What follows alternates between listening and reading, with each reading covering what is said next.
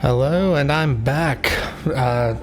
Welcome, happy Saturday to the viewers, to anyone watching. I am just changing something over here, so I'm going to be in this bottom corner over here. But I do, sorry, I had a small little stream I started a few seconds ago and then kind of moved back and started again. For some reason, OBS Studios requires me to not be running the program as an administrator to play games like Genshin and Honkai Star Rail for whatever reason. But so, yeah. But anyway, so today, kind of explaining what I'm doing today is I am going to be playing. So the game story is kind of like told throughout multiple small patches, and the most recent patch, which came out earlier in the month, late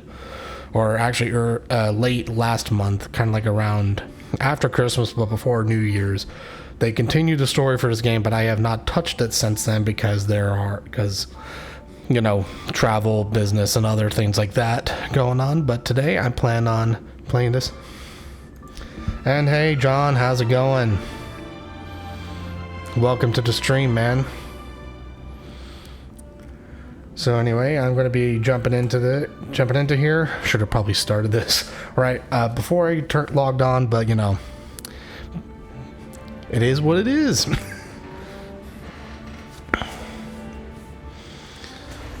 Well, John, I hope you are having a wonderful Saturday today, good sir.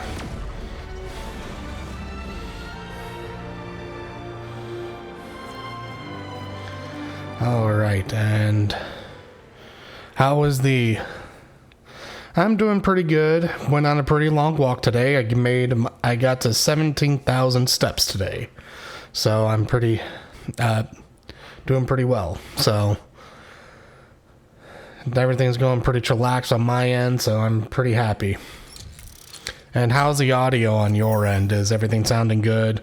Picture quality all right and everything?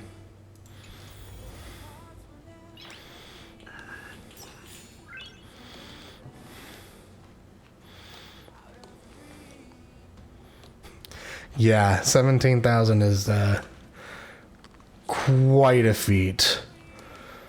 And some of it was uphill too, which was partially not fun, but at the same time it was necessary.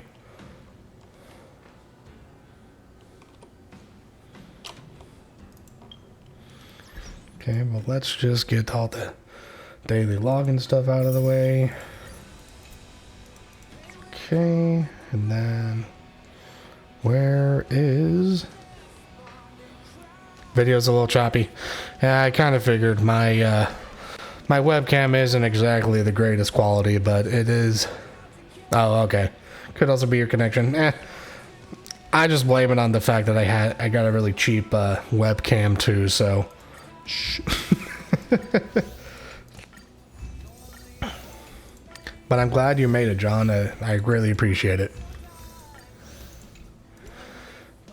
So anyway, let me get on with actually figuring out how to start this mission. There we go.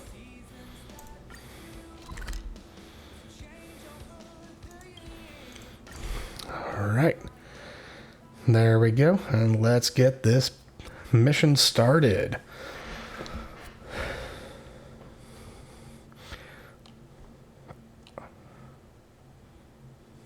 Okay. It's getting late. Where to now? Alrighty. Now let's over here.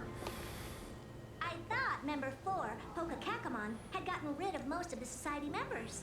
I didn't have a lot of hope for this. Oh, look who's here. You're back. Of course. This is a summit between 3 geniuses. It's a special time. All departments are preparing to welcome distinguished guests from the Genius Society. Madame Ruan Mei doesn't like fanfare and probably wouldn't appreciate a crowd to welcome her, so I asked the researchers to keep things simple. I took her to see the portraits of the society members a few days ago. I wanted to have the researchers make one for her as well, but she declined the offer. I don't get it. Whatever, as long as she's happy. I heard Miss Ruan Mei likes snacks and pastries, so I asked the researchers to prepare some traditional desserts from the blue. All of them seemed to tickle her fancy. Well, that's like asking, is Herda a great person? The answer is obvious. Miss Ruan Mei is the very image of a scholar. I heard she once took a little vacation on a desert planet. By the time she left, she miraculously created a boom in the local ecology. She just wanted somewhere uninhabited to experiment with her life spiral system. Ruan Mei is certainly very talented, but she hardly interacts with anyone. She lives like a hermit. Pity. Anyway, what more needs to be said for someone smart enough to become Herda's research partner, Hurry up and head out! Huh? Let's see if you can find her. I'm not sure, but she doesn't seem to get around much. She spends most of her time between the master control zone and the railway platform. Maybe you can start your search there. Okie dokie. Alright, I try to be a little quiet during the cutscenes and things like that because, you know, the one thing I do like about this game is that they actually put a lot of effort into getting some pretty good voice acting into the game, so try to leave the story as that, so, you know, the game, so I'm not like ruining the game's moment, and I don't like speeding through these kind of things. For a game that is free to download, I think that it is actually pretty neat.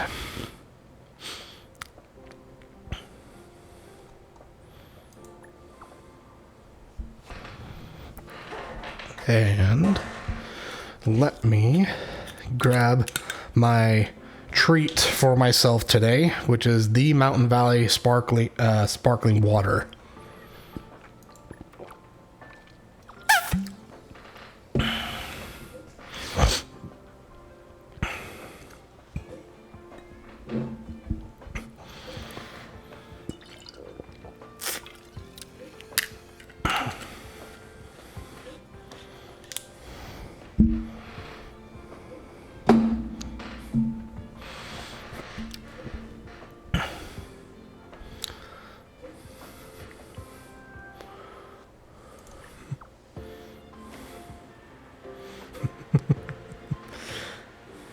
You seem pretty enlightened.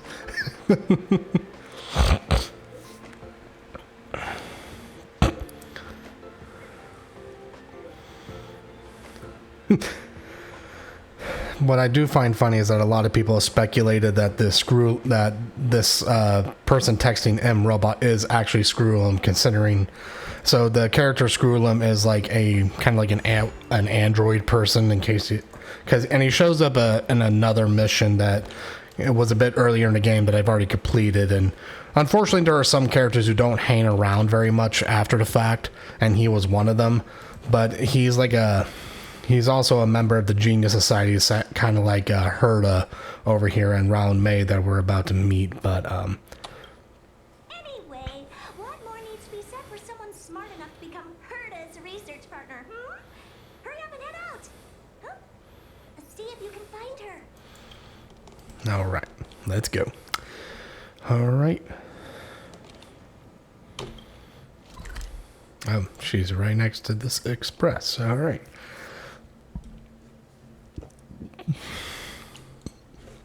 Do do do do do.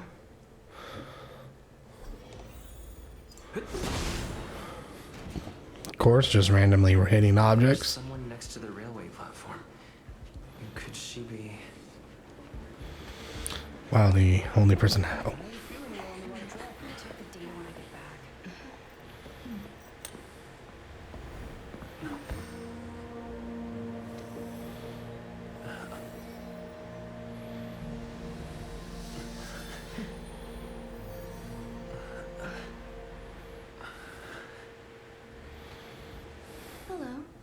I hope I didn't startle you. Well, considering that you just touched my face, okay. Little odd start. This is a work habit of mine. Using touch to open my senses and letting the details of your biological existence flood into my brain helps me understand your construction as a living organism. Such is the basis of deconstruction and reconstruction. Do not be concerned. You are very healthy. In fact, impeccably so. A perfect experimental specimen. I like perfect experimental specimens.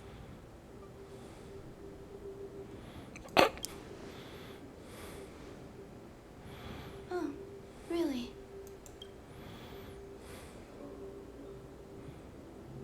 I expect the views here had me lost in thought.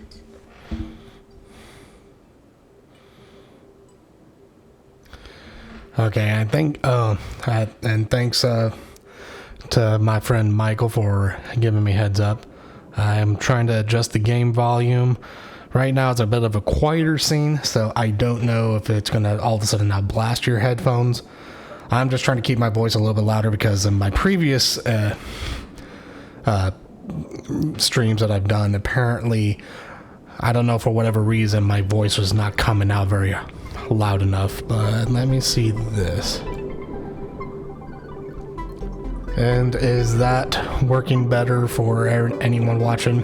And John, if you're still there, just let me know if you can hear the game just fine.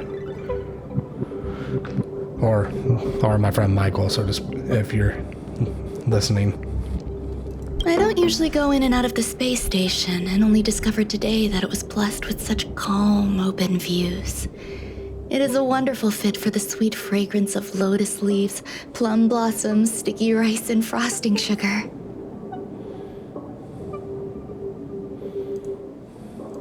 Come here. Look. The blue planet is directly below us. Okay. It is so full of life. This dessert is very delicious. Here, take half.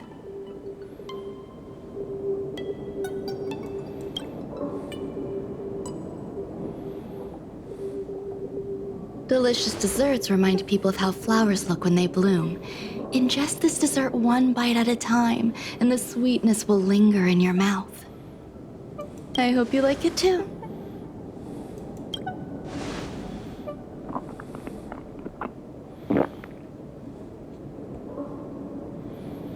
So, what do you think? I can certainly prepare more for you. It's become somewhat of a tradition to bring strawberry pastries when I visit Stephen Lloyd. His attendance seems quite dependent on them.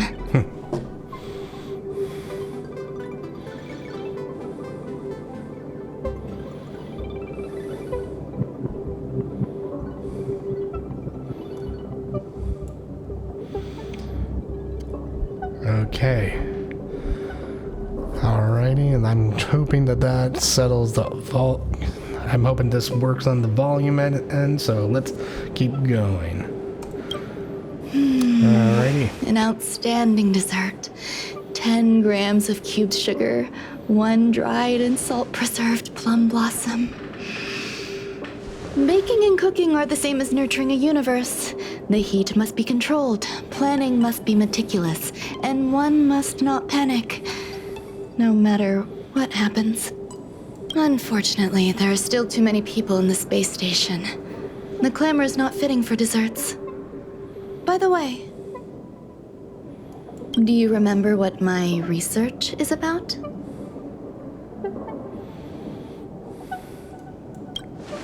No. My research area is short stories about toilets. Huh? What's going on? What am I talking about? I see. What a cute hobby. But remember, the next time something like this happens, it's crucial to mask your expression until you've ascertained the situation. If not, you'll be full of weaknesses that others can see through. Let's try again. Now, what else would you like to ask?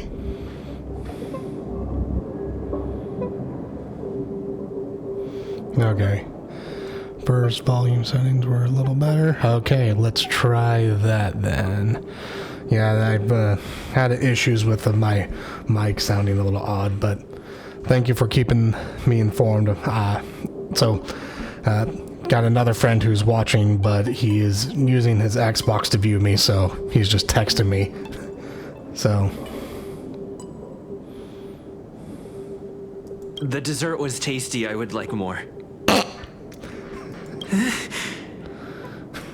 Why can't I say what I want to say? You have quite the appetite. All right, I'll give you the recipe.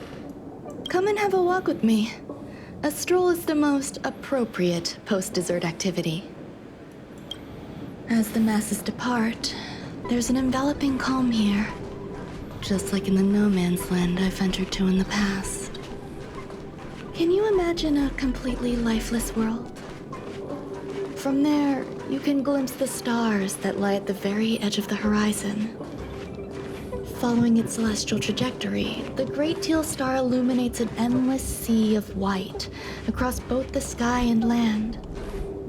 My mother and I navigated calm glaciers, looking for signs of life on that world, and encountered many bizarre phenomena. It was like finding the single correct piece in a mountain of jigsaw pieces. The process was convoluted and unimaginably difficult, but it was touching and enthralling as well. My apologies. It appears my words have left you perplexed. Please, don't be on edge. I bear no ill will. I haven't interfered with your linguistic faculties. Such an act would be impolite. I merely made a minor adjustment. What did you do? A few days ago, I made my interest in you known to Herta. My intention is for you to serve as an assistant. Based on our interactions within the simulated universe, I firmly believe you fit the bill. I find extending trust beyond myself is challenging. A single error in detailed research can generate issues, and I despise matters that escape my control. Therefore, I added anti-truth serum to this dessert. It will not harm you. However, you will be unable to say what you truly think when answering questions related to me. Well, gee, thanks. Treat it as a layer of protection. This will shield my research and your personal safety. Once the problems have been dealt with, I'll give you the antidote. Well, okay. I can also reward you as compensation for being my assistant. I will fulfill your every wish. Does that bother you? I believe we will be able to be frank with each other, but that needs time. When I first arrived on the space station, I borrowed the phase flame from Herta. It's an invention of member number 29 Circle. I hope to be enlightened by other society members' results. A surge of creativity led me to explore the cultivation of life on the space station. In my imagination, these life forms would be a new variety that are born as geniuses. I plan to name them after Lambda, member number 8 of the Genius Society. I don't know where it went wrong. They possess their own sentience, but are nowhere near geniuses. I don't know, a room full of geniuses kind of sounds insufferable. Moreover, my free-range approach seems to have backfired. In a lab leak incident a few days ago, some of these little life forms ran away and scattered all over the space station. I do not wish for Herta or Asta to be involved in this. Therefore, I'm hoping you can assist in recovering these little life forms. And you couldn't just, like, ask like a normal human being?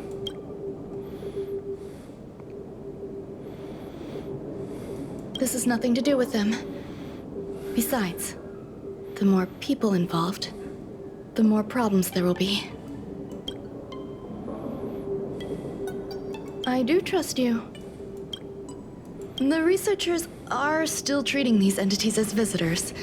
I want to steer clear of making my presence known, so as not to cause undue disturbances. I entrust this to you. Once the little life forms are collected, simply find a proper place for them. The researchers in the Department of Ecology should know about this, and provide you with suitable advice.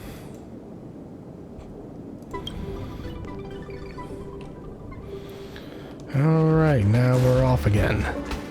And we're not doing the stupid escort quest-esque kind of walking. And hit random box number 3. Alright, does he have have anything else to add other than just repeating the line. As the masses depart, there's an enveloping calm here. Just like the no man's land I ventured to in the past. Yes, my mother and I once spent 11 long polar nights there.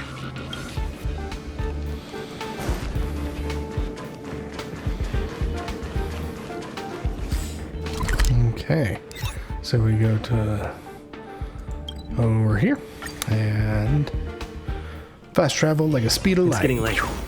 Where to now?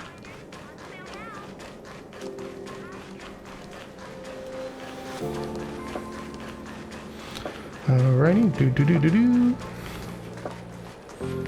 Now, what do you have, sir? What?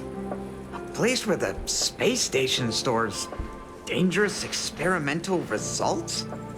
Why would anyone want to know that? Wait, did someone send you here to try to get things out of me? Yes, we want to know everything. I'm not doing any private business on the space station. I have absolutely no knowledge of any special hiding places. And I certainly haven't sold any old junk rare treasures or discarded curios or anything like that. Right. I'm not hiding anything at all. You're the sneaky one. What do you want? I won't talk to you if you don't tell me why you're here. Oh, that. You've got pretty good contacts if you know that already. The space station is a mess. Everyone's already swamped as it is. And now out of nowhere, there's a bunch of little creatures popping up. If you want to solve the problem, go check out the storage zone. Then you'll understand. Alright, to the storage zone. Okay.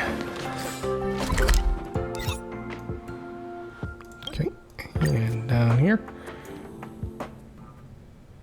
Now I wonder the... Oh, there's monsters still around here.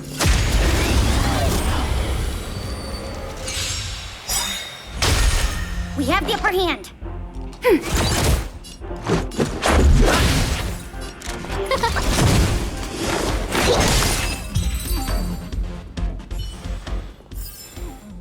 The combat report will be ready soon. Nope, I'm going the wrong way.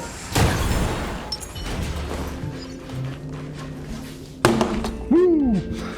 Just dropped my phone like it was a hot little atom bomb. All right, there we go.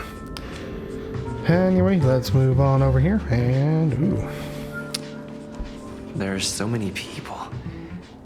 This seems to be the place.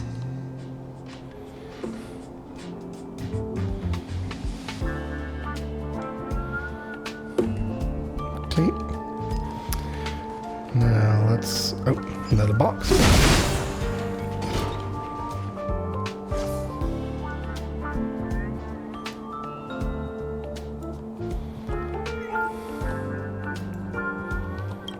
Okay, and here we go. Hey, guess what I got my hands on?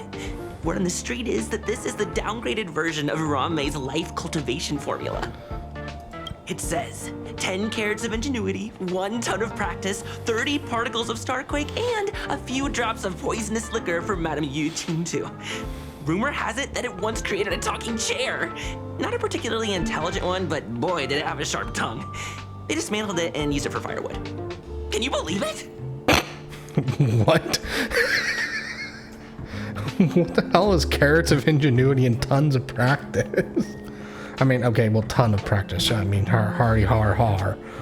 But, Lord almighty. 10 carats of ingenuity. How do you even... Oh, Lord. Let's give it a shot, shall we? First things first, we need to pick out the ingredients.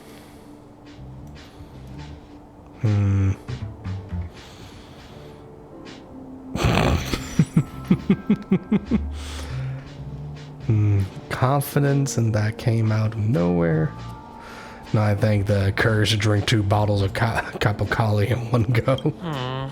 We need to add some other good stuff in, but don't go overboard. The beauty. And now we mix them together. Wait! It says on the recipe, Ruan Mei makes different expressions when nurturing life.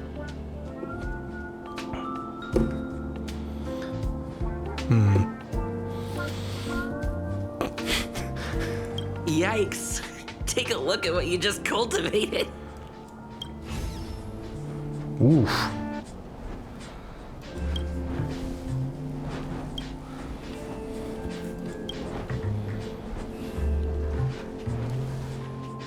Molten cheese tart is the best.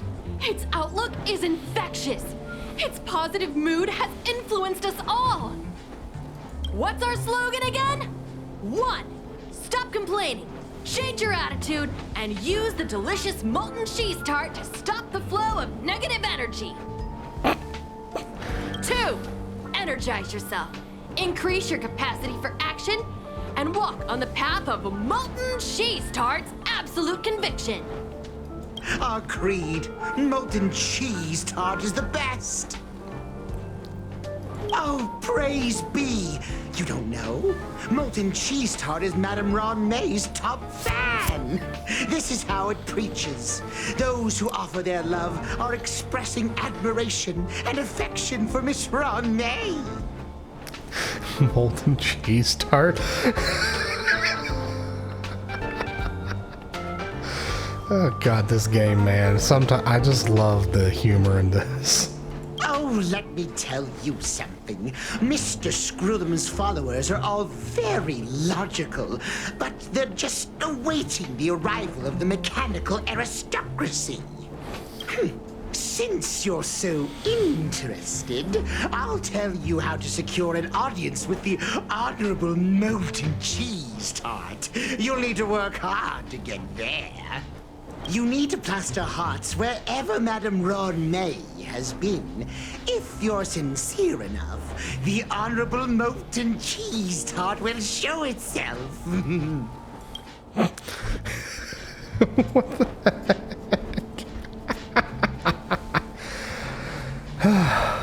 I heard Madame Ruan Mei is very picky when it comes to snacks. Do you know what her favorites are? I don't know about her, but I love fermented dairy.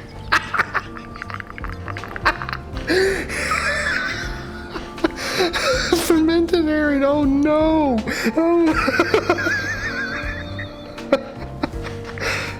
So, I really can't say anything about her.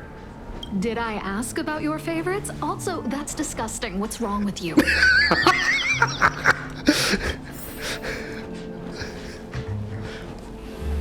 Ruan Mei likes to listen to the space station radio during her research.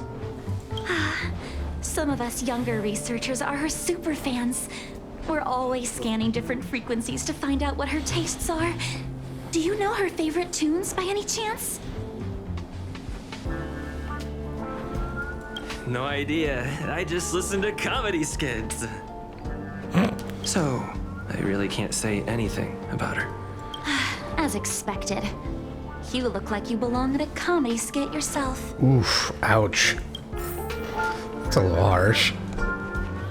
Ruan Mei, member 81 of the Genius Society, a resounding name in science and the veritable epitome of life form cultivation. Researchers here have heard so much about her for so long.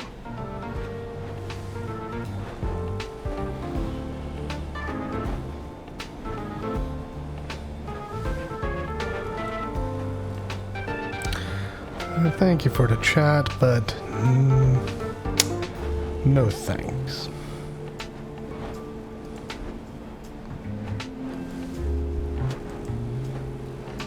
Okay.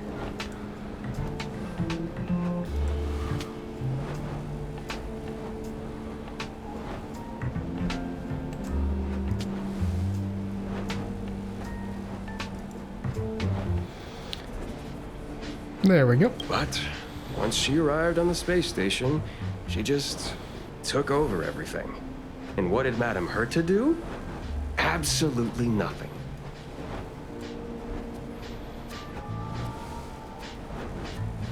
Never fear, the galactic baseballer is here. I can't even say that. Galactic baseballer. It's primary, and I just find it funny because his weapon is the baseball bat. Enemy data secure. Net markers activated. Time for a good old counterattack.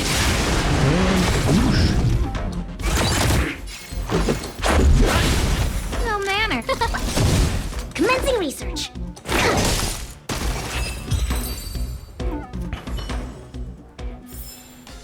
Reach the end of the story in your own way. Perform a mysterious summoning ritual.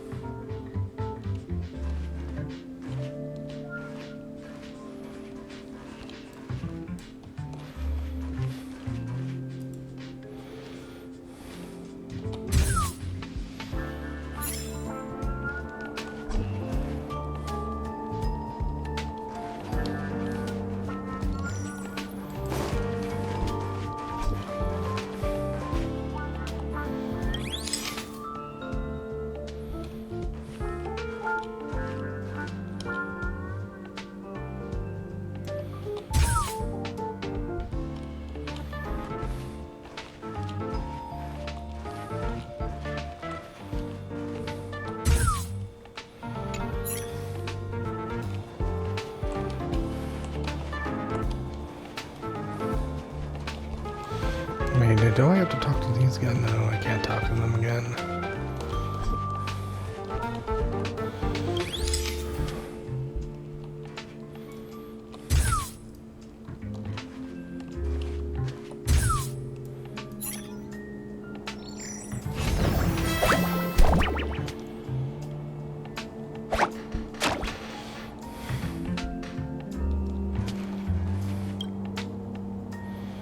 So this is the little life form Ruan Mei made?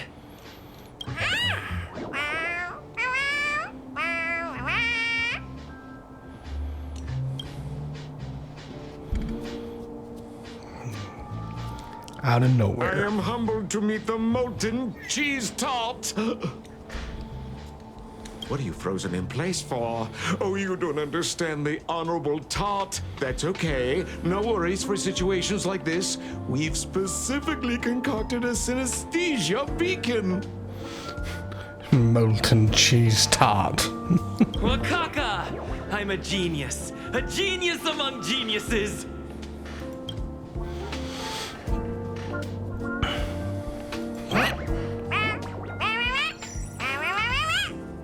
That was way too risky. Oh, molten cheese tart says Madame Ruan Mei has finally recognized my ingenuity. Molten cheese tart says, does Madame Ruan Mei recognize me as a masterpiece? Sorry, buddy, but I think that you were probably more along the lines of a creation only a mother could love. Molten cheese tart says Madame Ruan Mei still has not recognized me as a life form that passes the requirements. I need to work harder. Oh, such an enthusiastic molten cheese tart. There's a kind of attachment reserved for the creator. To the world, you are but one person. But to me, you are the entire world. Oh, Madame Ruan Mei. Hey, you! Yes, you! Don't you have anything you want to say to Molten Cheese Tart? You should at least express how you would like to follow Molten Cheese Tart. We wouldn't want to mistake you for an agent of gray bean paste, would we? Yeah, it was harsh, but I mean, look at the thing. It's an anthropomorphic bag of food, man. Of course, it's a little harsh. Oh, whoops.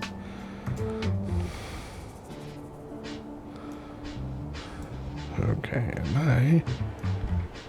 I'm trying to move my chat box because there we go. I think it should now be right above my head. So that way it's not just going right into my little screen at the bottom there. Hopefully.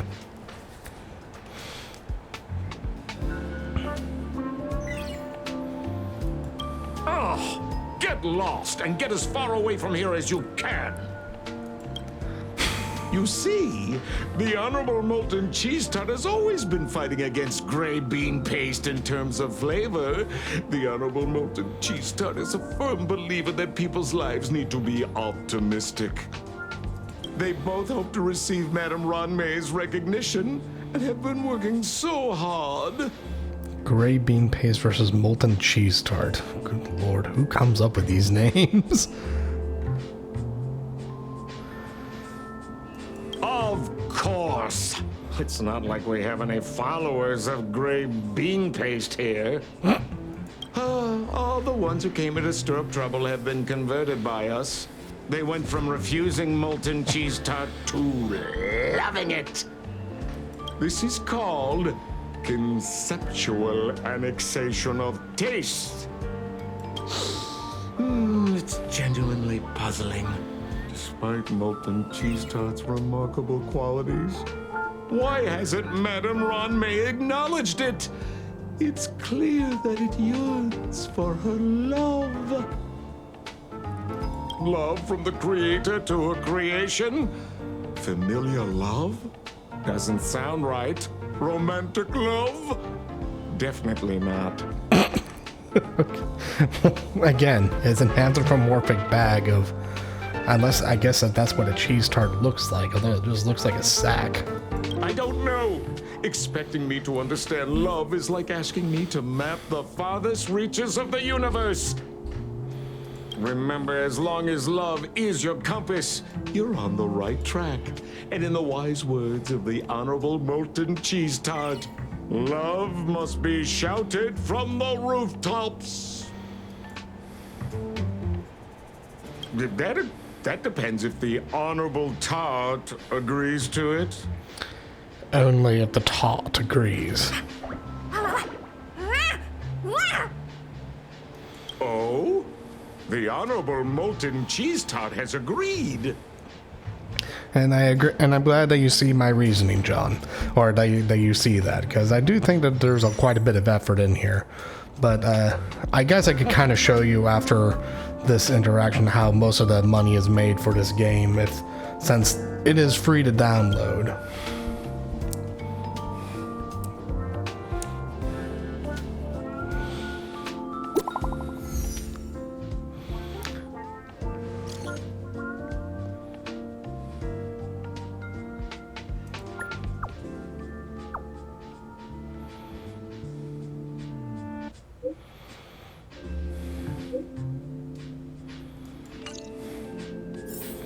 Okay, to another end of the storage then, but alright, so to kind of give you show you how most of the money is made, so these little icons up here are, I do like the UI design of this game as well because it's pretty clean for the most part, but this button right here.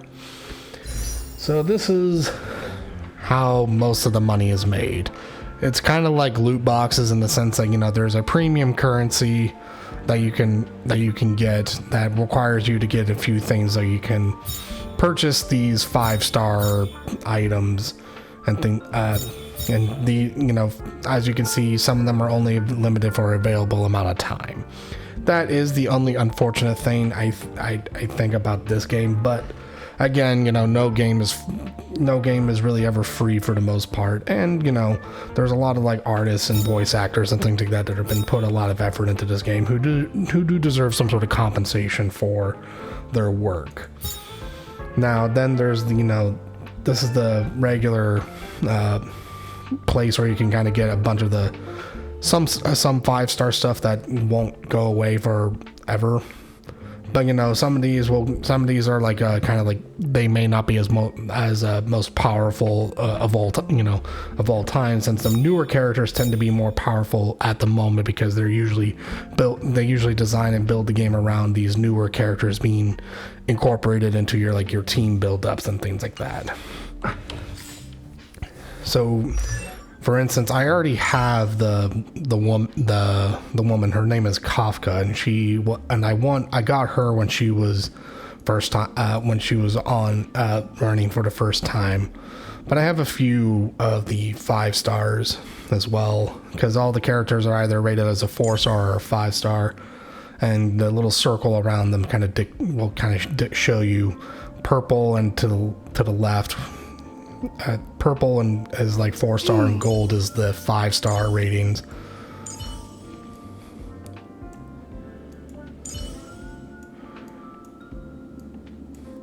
And I actually do have the lady that we were talking to earlier, and the game was actually because the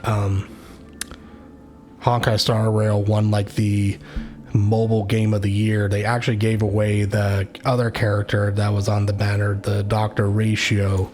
They gave him away for free to all characters who sign up to play the game, like essentially right now. So, but I have that Ruan Mei as well, and I also pulled her like what they call a light cone, which is kind of like a special. Yeah, it's a lot, and it's only going to get, they're only going to make more.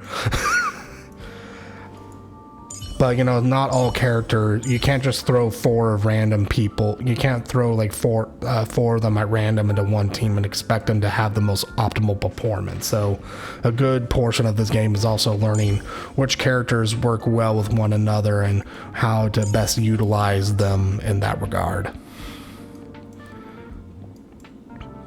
And then I think the absolute worst part of any of this game is what is this little section right here called the relics. Because essentially, on top of having to like, you know, spend a lot, you know, you're already doing like a form of like gambling, trying to get the characters, just getting the characters to begin with. But then you have to actually build them up to actually make them much better. And these relics are the only real way to do it, other than through getting the light cones, which is a little, you know, each character can only have one, and you know, you can get quite a few of these, and some good. There's some good like good ones that you can get for pretty easy. But the relics, you have to like farm for these, because it's each one of these has a primary stat right here. But then they have a whole bunch of these secondary stats, and especially for like characters that are primarily like damage dealers, it sucks because these are all randomized, and sometimes you'll get one that will only have, so like right here, you have to level it up and enhance it, and you have to like use some of these things to do that, but your points may be allocated into a stat that you really don't care about. Because for like damage dealers, they really want like crit rate and crit damage and attack, and speed, but and it can get really messy really quickly. Like my guy right here, these boots are pretty good. We got some decent crit rate, but this health point pool allocation, where a lot of the stuff went into, I really don't need.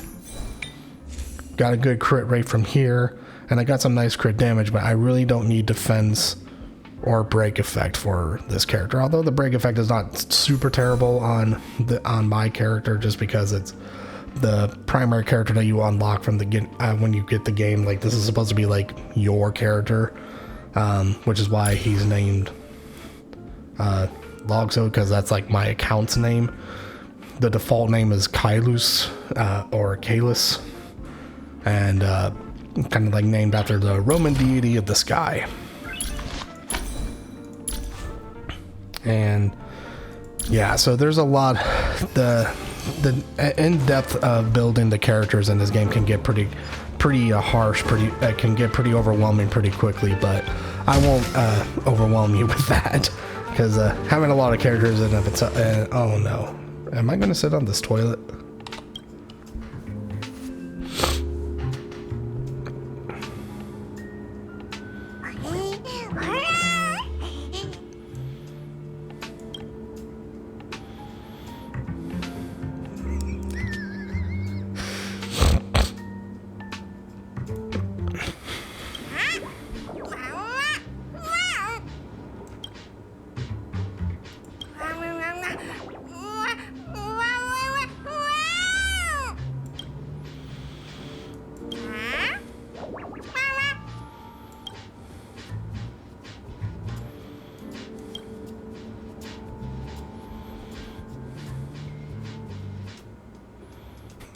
tenderly or callously. I don't know, man. I mean, you already said that was already harsh. I mean, I might as well just go full villain on this thing and just callously activate this teleporter.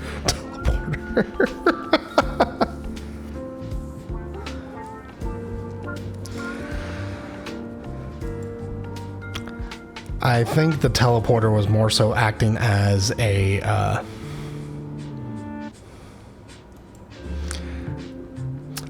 I think it was I think we were literally just flushing it.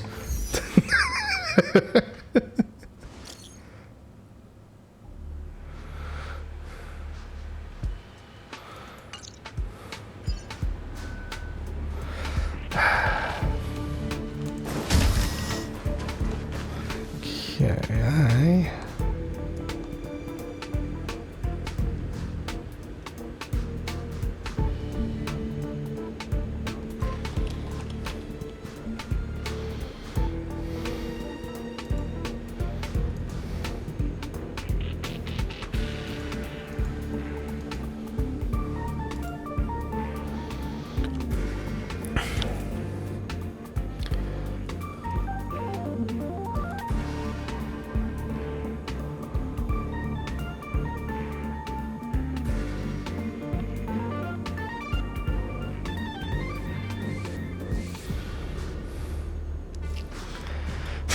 It is very sad, but you know, it is what it is. It's a tough galaxy out there, man. And I don't know if she really considered it a friend. It's getting late. Where to now?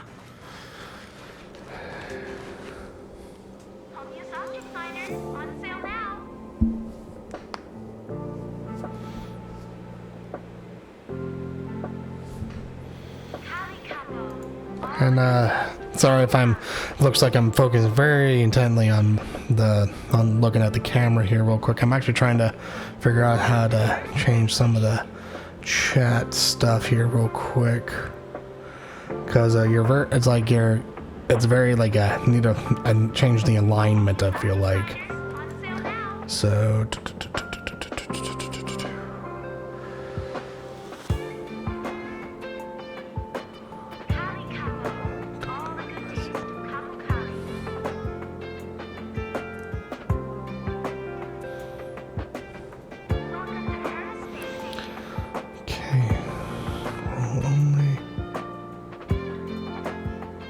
yeah, it's kind of like all the way in the middle, like in the middle of my thing. I'm just trying to make it like left justified if we're using Microsoft Word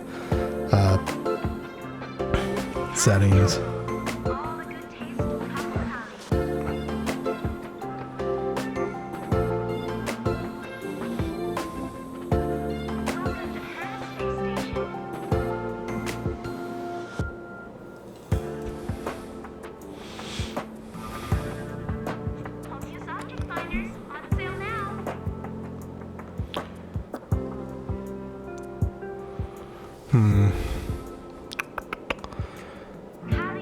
This is thrilling streaming content right here. Just me trying to change my settings in the middle of all this.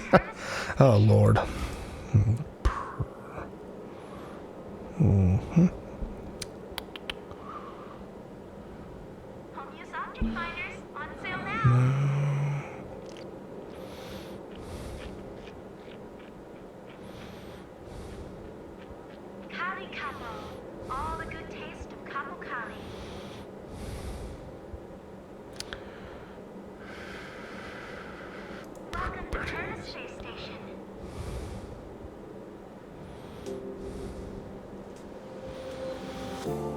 Or I can actually do a different setting of what I've seen other streamers do, because I do want to see a message. But what I can do, oh, there we go. Now let me move me up here. See if that works. So if you want to type away something, John, just so I can kind of see if it fixed itself.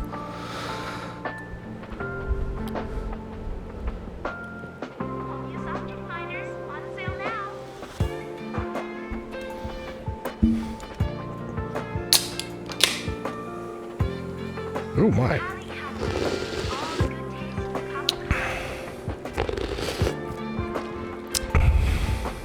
That's all fizzy. Oh, it keeps going. Oh no. Yeah, you're still very like it's almost like middle aligned, huh?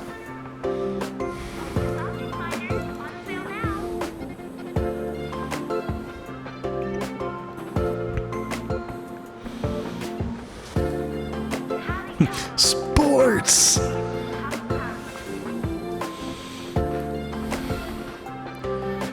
And I appreciate you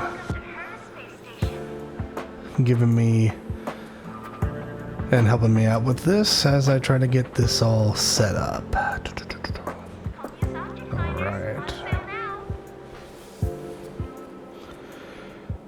Alright. Maybe I'll try to fix it and no.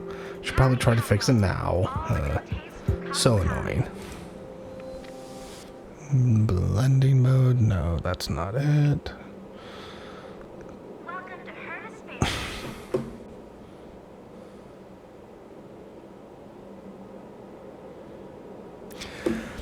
And thanks, Mike, for also giving your opinion. I'm just trying to figure out because it's like showing up in the center, like it's like on like wherever my like if I put my mouse here. It's like it's showing up like right here.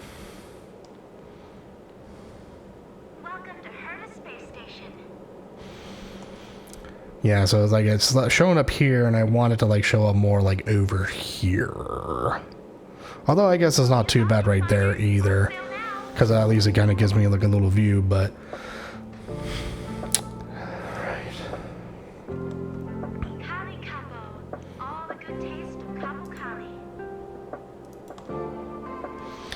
interacting with chat box. Ooh boy. Nope. That's not what I wanted to do. Nope. Properties.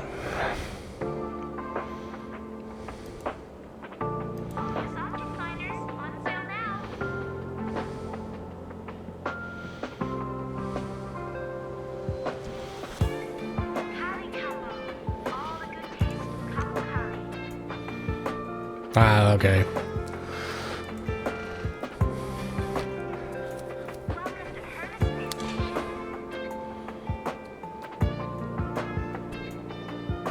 Well, in the meantime, we could just kind of just sit here, chill, and vibe with the music, you know?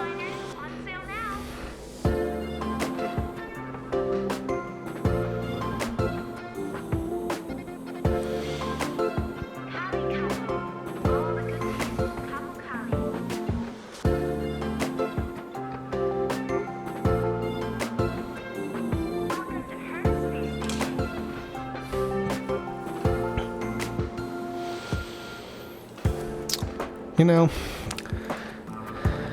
let's just go continue on with this. I will watch some tutorials maybe later on maybe how to fix this because it's not really that bothersome, but it's just more of a professional thing. And you know, this is a continuous work in progress, you know, so I'll work on that later. I am using OBS.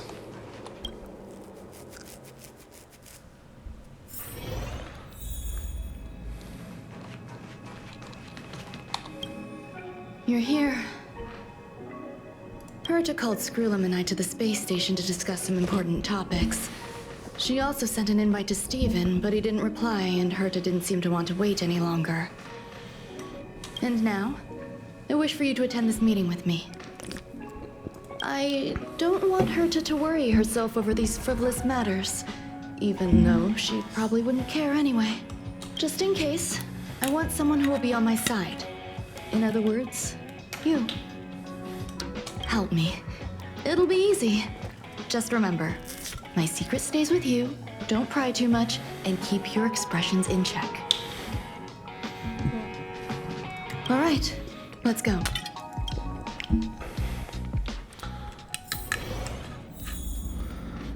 Oh, and there's Screwlum over there. He's the robot gentleman over kind of by the light over there. Hi, Ruan Mei. I've been waiting for you. Oh, you're here too? Looks like you two have become quite friendly.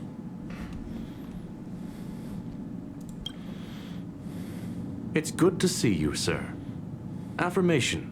This reunion has happened earlier than my calculations predicted. Wait, is he doing are they doing the HK-47 with this thing with him? Where he like where he states his the intention and motion of what he's saying? Because he didn't do that before. That's interesting. Though you weren't invited, I welcome you to remember this historical moment. How long has it been since 3 geniuses were in the same room together? And how long will we have to wait for it to happen again? Affirmative. Discounting our discussions on the simulated universe, our interactions are scarce. I look forward to the innovative ideas that may emerge from this juxtaposition of minds.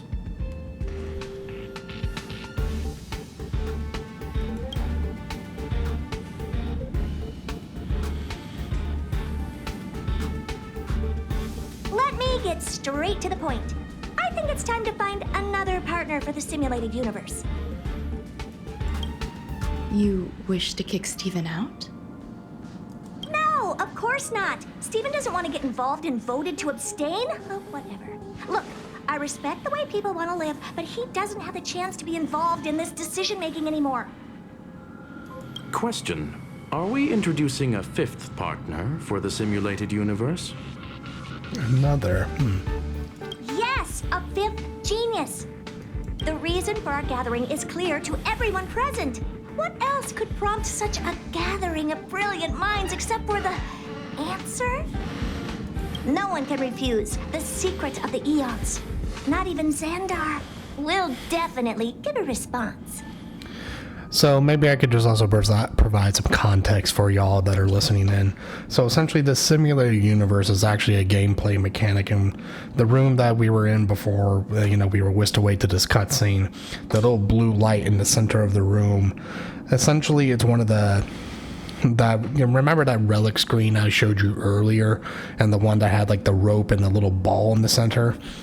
So the simulated universe is the only place to actually farm those particular relics, but in the simulated universe is kind of like this cool, and in game it's supposed to be like this like simulated universe for all these Genius Society people to kind of like figure out the mystery of like what makes an eon, which are like these like divine like beings who kind of like transcend being humans, and they kind of like personify a certain aspect of like human characteristics, and the whole point of the simulated universe is that you try to like they built it to kind of figure out what makes an eon, their origins, and so on and so forth, because because new ones are born, but while others die and others have disappeared, and there's only a few that are known that are still remaining. So that's the whole point of them building the simulated universe. So essentially, this person here, she created it in conjunction with the Screwlum and Ruan Mei, and all of them will kind of occasionally pop into the simulated universe to kind of like assist your character, because your character is someone who actually goes in and tests out the simulated universe, even though it's kind of like a fun way to also play with like modified mechanics of the game as well. So for instance, like for me, I usually go with like a very heavy damage over time team, and there's a way where you can make a lot of your damage over time stuff even more powerful in the simulated universe. So it's a fun way to kind of experiment with a bunch of different team combinations without actually having to experience the defeat out in, like when you're walking around the real world, so to speak. What if the responder is Polka Kakamond? That'd be great! Hey, Lord of Silence, are you listening? I'm member number 83, Herda, and I want to meet you. I believe you and I will have a lot to talk about. But he's a Lord of Silence. How can he talk? It's unlikely we'll hear from Polka Kakamond. She's been off the grid for quite some time. Probability, member number 64, Dr. Primitive, may appear.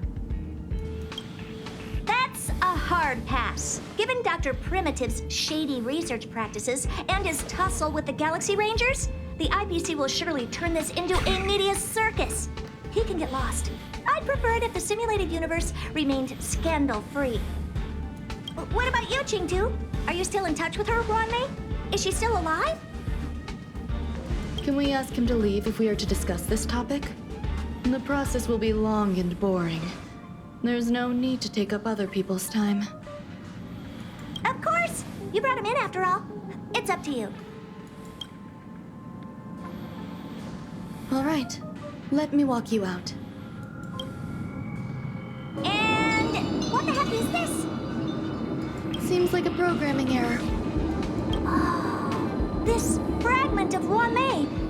Have you seen it in the simulated universe before? The simulated universe is my home. I'm speaking nonsense again. It's probably an isolated glitch. Fine. I'm used to turning a blind eye to these things. It makes life easier. I am curious, though. Are you gonna keep it, Ruan Mei? I probably will. Records indicate he likes this occurrence. All right, I agree. As long as it helps you with your research, you can do whatever you want. Come along. I'll see you out. What's wrong? You're not leaving. Female wears a fashionable scarf.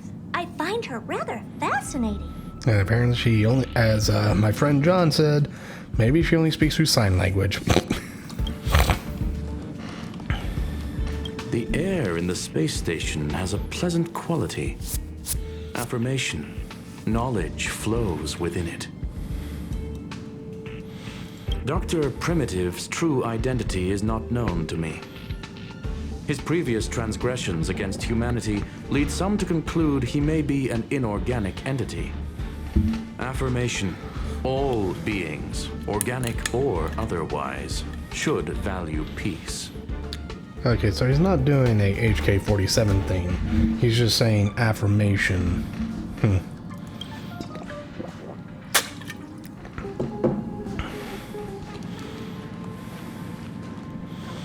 It appears I was overthinking things.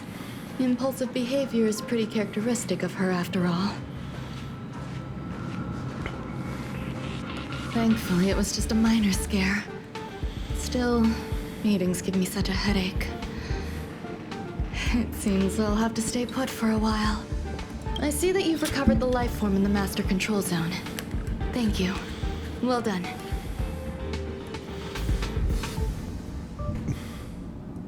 No, you misunderstand. While Herta is tied up in meetings, you might find it more convenient to roam the space station. There are some things that I must tell you now. If I wait for the meeting to finish, then it might be too late. The retrieval of my life forms isn't complete yet. There's more than just one, and some are stored in a sealed zone. Herta uses that place to welcome visitors from across the stars, or to welcome members of the Genius Society. However, due to the Legion's invasion, it is no longer open to the public. And now my headache is stored there.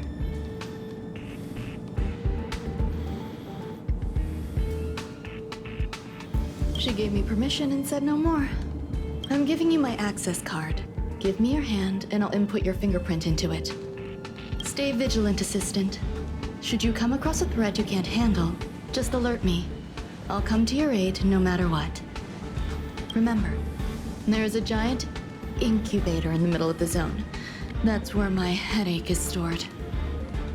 Once you're back, come find me on the railway platform. Then you'll understand everything.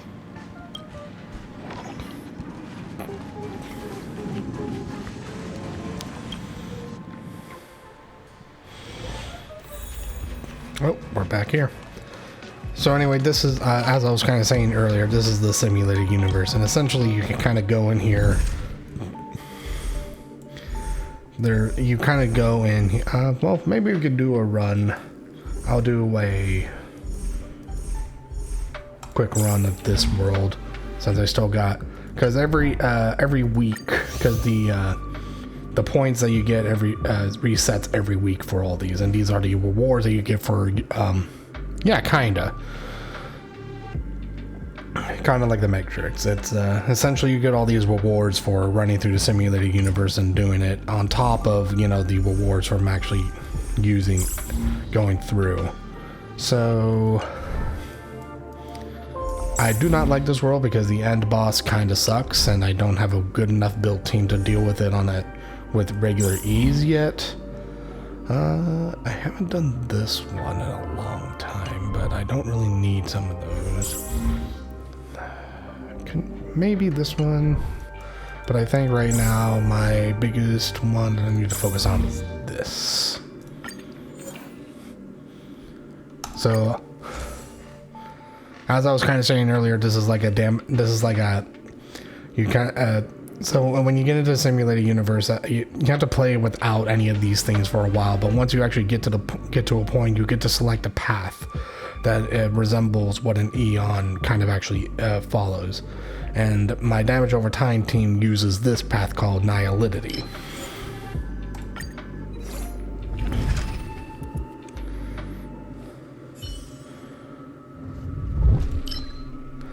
And a big point of like a modified gameplay is like these curios and blessings. Okay, when you resonate with the path, the more blessings you have of that particular path, the more you get to unlock special abilities and things like that. And unfortunately, I didn't get anything with Nihility, which kind of sucks. But it is what it is.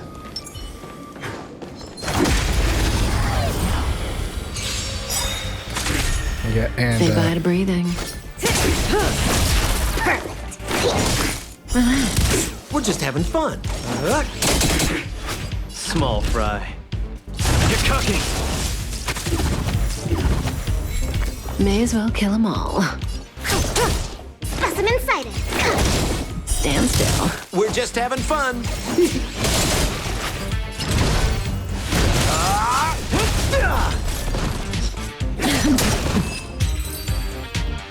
Okay. Will we get anything from... Oh, here we go. Ooh, that's actually a pretty good one. And another one. Perf. Oh, we get another one. Yes!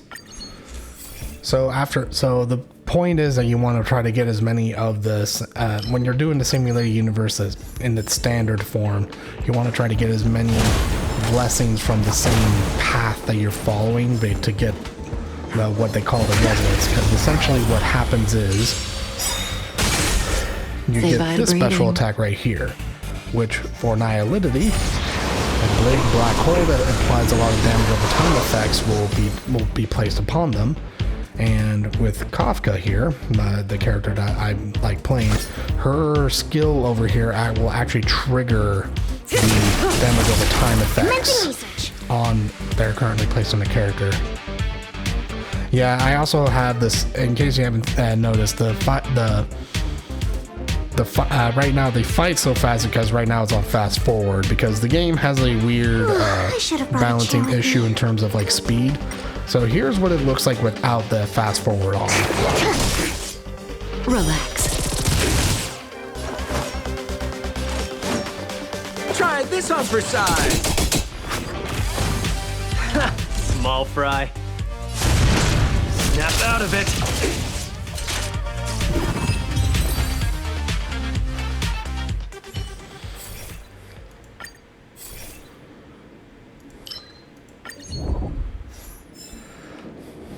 So that's why I've been having on the fights I've been having on fast forward because of that.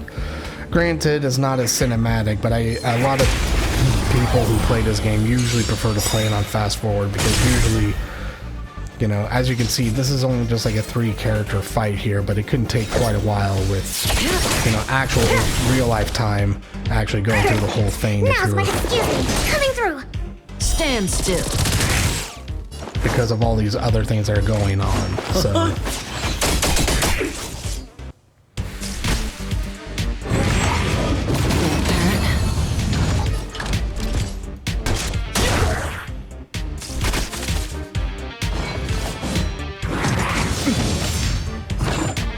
Now, the only thing I don't like about the fast forward mechanic is that, so you see the glowing buttons? Those are the little energy orbs that allow you to unleash what they call an ultimate skill. I will probably demonstrate it once we get to a elite area, which is like the last, because there's 3 like branches in every simulated universe about like where you can go. Try this on for size. Before you reach the boss, and I will show you what an ultimate looks like, because it's usually the most cinematic of like the character's moveset usually, and it usually also does a lot of damage. The only thing I don't like about it though is that the fast forward mechanic is that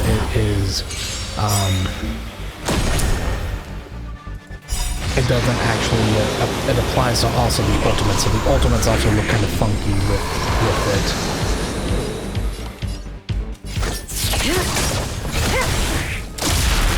Perfect. Now's my chance.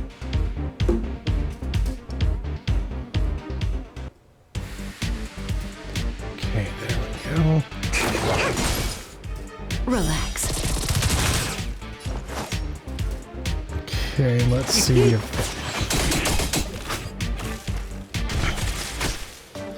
But anyway, let's go back to fast forward here to kind of make this go a little bit quicker.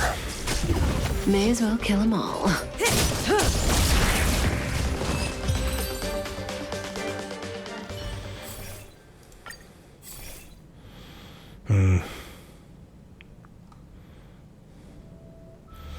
None of these really work for my run. I mean, I guess I could take that just for pure sake. Oh, here we go. Seems this path is no good either. Now, each character also has so you see the little E button here.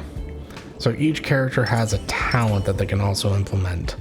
And they each do different things that you do while you're out in what we call the overworld, like before you're in combat.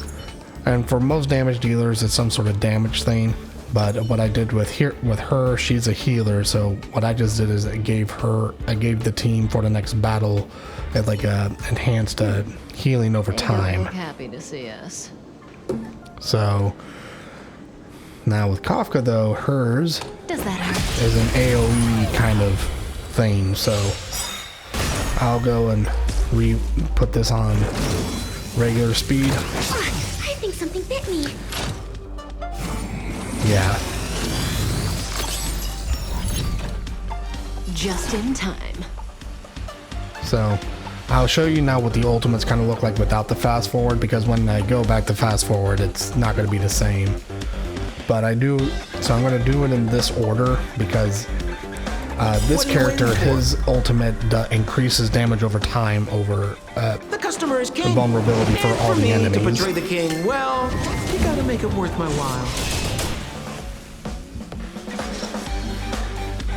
So if we press Z here, so now he'll take 25% increased damage over time effects, and that will work well with Kafka's ability because hers will trigger all the damage over time effects that are currently afflicting the enemy. Where's the And applause? then here's Luca's. Opponent worth their salt. See some sparks fly! And now for Good times Kafka's. never last. Time to say bye.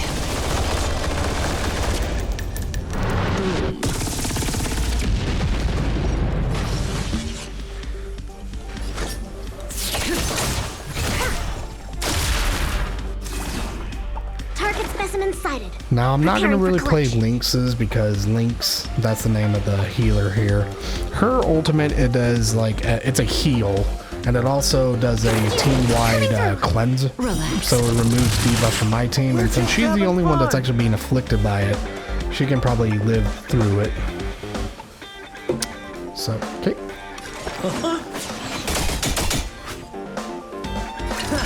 Small fry. Need a hand? My pleasure!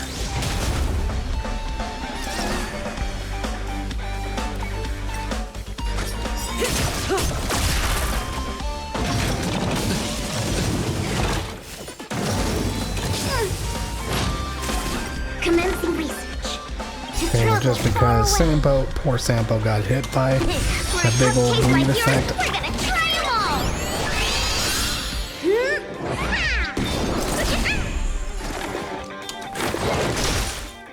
Stand still.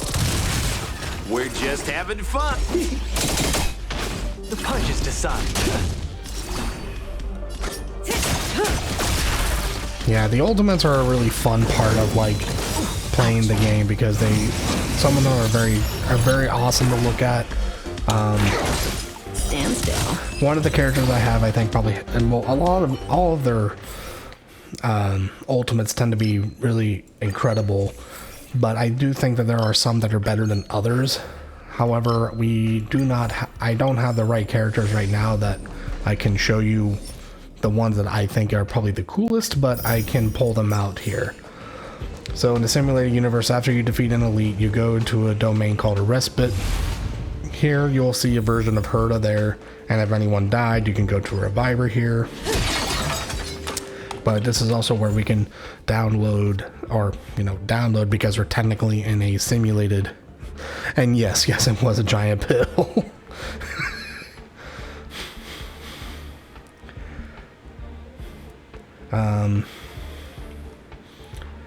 This guy here, he is a tank, kind of like a what they call a.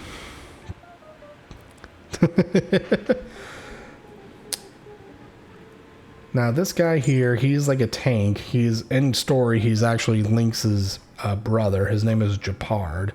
He actually has a pretty good, cool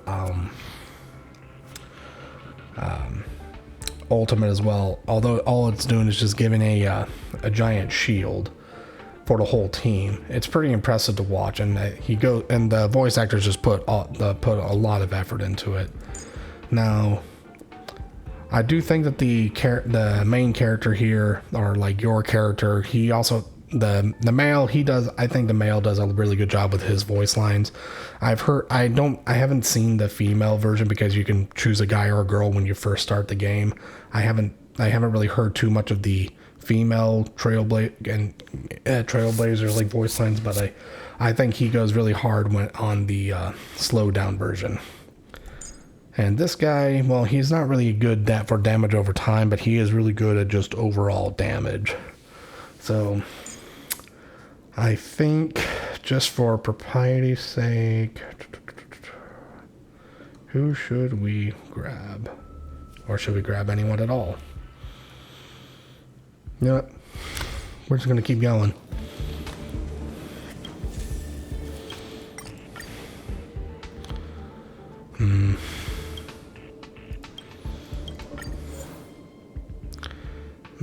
Well, at least we'll get more money at the end of it, towards the end.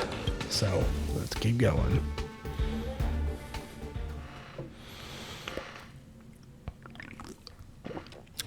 And this is also just my treat I'm also doing this weekend. It is Fall Brewing Company, which is, I believe, based out near LA, and that's their No Worries New Zealand double dry hopped IPA. It's actually really good. So sometimes in the simulated universe, you'll run across these like picture frames, and these are what they call occurrences. Now, in the simulated universe, if you run into one while you're in a regular like combat domain or something like that, this is going to be like an error code. And an error code, what it does is that you can gain a temporary debuff, and then if you survive it, you'll gain a permanent buff for your team. Like here, for instance.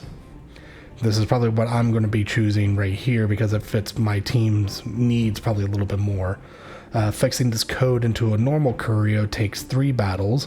So this code will be fixed to each time after a character uses a skill, they'll consume an additional skill point, but once it's been fixed, the curio makes the basic attack recover an extra skill point. This will be extremely helpful because all 3 of our damage dealers, if I could, to help them generate enough energy to unleash their ultimates more frequently, they need to use their skills. And you just simply can't do that if you also have if they all need healing and things like that. And because you can only save amount 5 at any given time. So we'll go with that.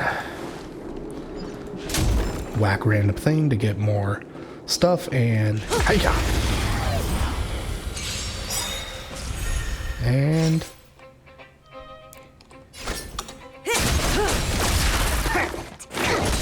Relax. We're just having fun.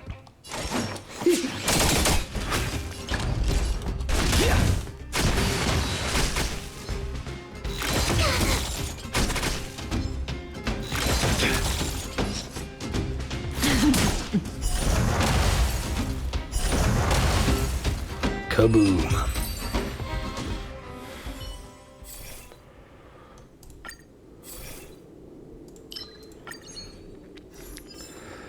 Now, one thing that you should that I would say about the simulated universe and like your path resonances and things like that is that, you know, there are going to be some blessings that are not part of your path that are still helpful to have. But so those are also okay to grab as well. But generally, the general rule of thumb is that you want to grab the ones that are part of your path. Stand still.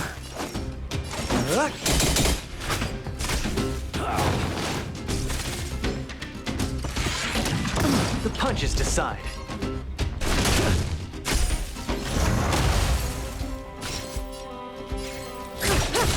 Commencing research. Relax.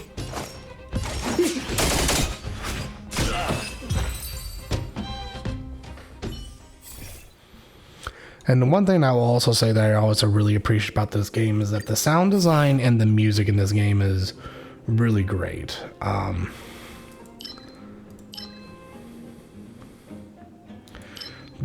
So for instance, this actually, as I was kind of talking about earlier about, like, you know, some blessings that are not part of your path that are still good to grab.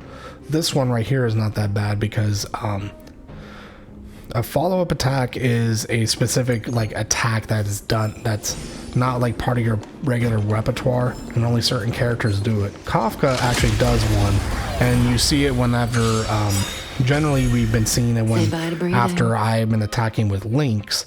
Essentially this little button right here dictates that essentially what happens is, so after Kafka has taken her turn, the next character to do, or the next person to do a what they call a basic attack, which is one of these, they will she will follow up her attack by shooting the other person, inflicting electric damage. And just because of the nature of this fight, and because these guys suck, I hate these guys so much, I'm just gonna go unleash Kafka after releasing all of the DOTs on everyone. But also note that the cinematic the ultimate was not as cinematic because it was fast forwarded.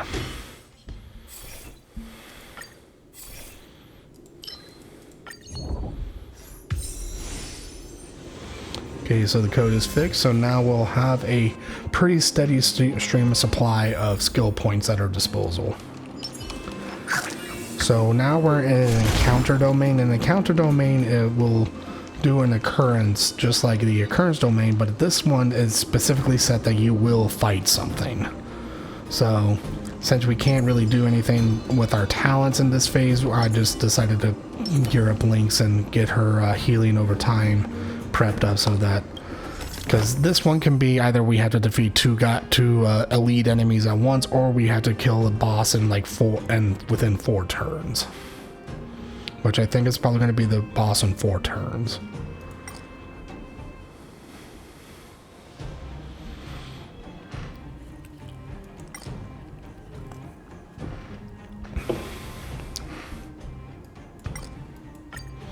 Yep, 4 turns.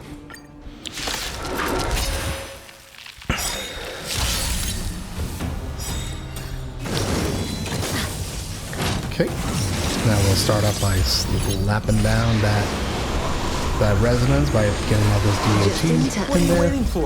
Get Sampo to do his thing. I charge extra.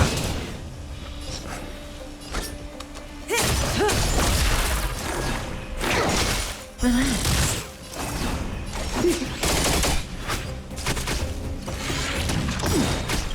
And then we'll unleash Good Kafka's times ultimate. never last. Time to say bye. Boom. Then we'll do Luca's thing.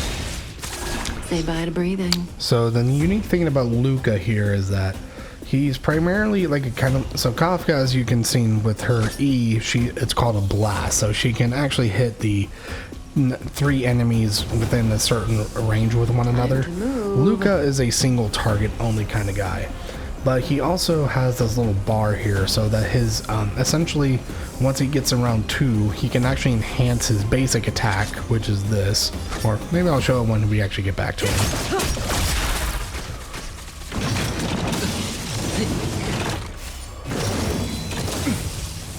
Commencing research. Stand still.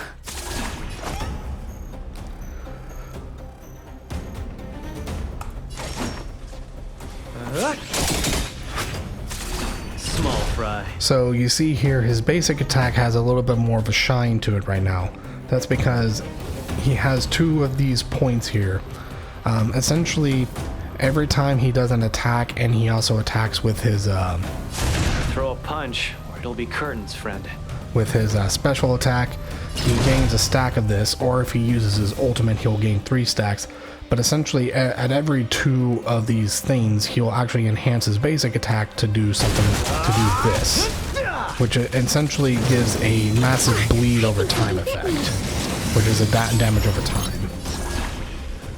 But this guy's dead, so don't need to worry about it.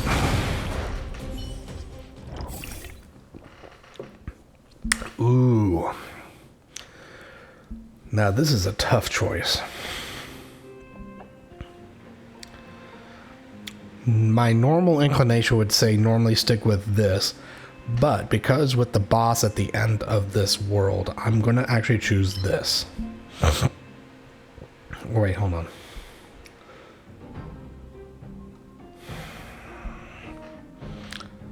Yeah, we're still gonna use it. Ooh, and we get that. Perfect. And then we can do that.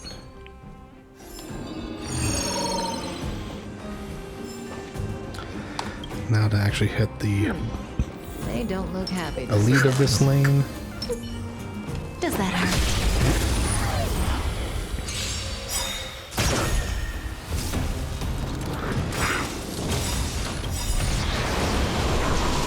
So What are you waiting for? To betray my the customers? the game mechanics in and of themselves are not that hard to understand, but it has a lot of depth to the game. So it's easy to understand, but it's kind of hard to master. That's the one thing I think about this game that makes it very approachable for a lot of newer players. More business, eh? Small fry. And also the fact that you don't have to pay money to get this kind of quality of game is pretty neat as well.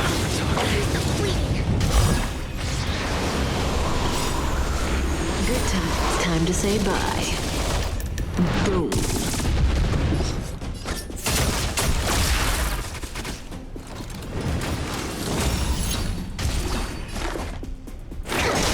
Stand still. We're just having. The punch is just. You're cooking. May as well kill it.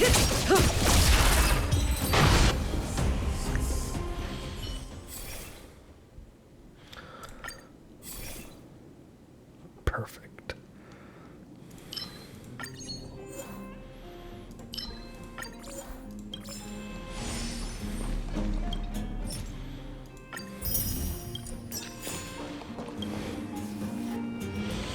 Okay, and we'll do that. Go from here.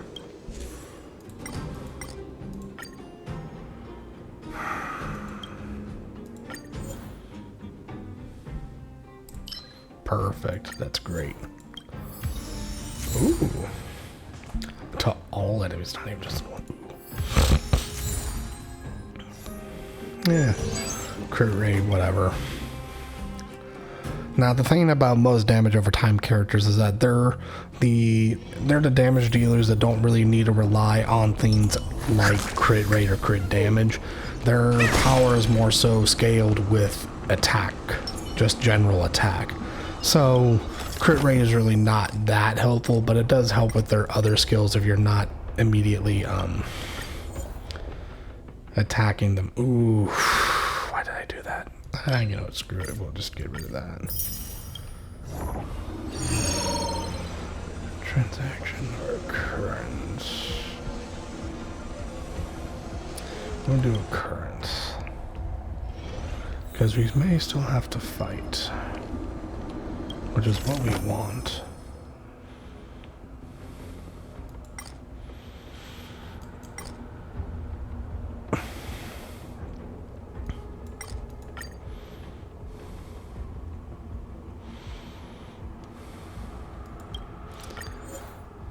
Ooh, perfect. Just what I needed.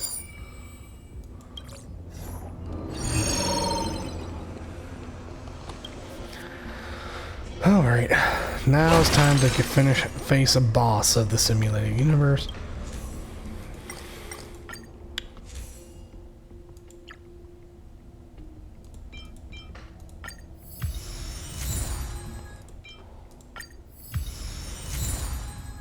Alright. Let's go get him.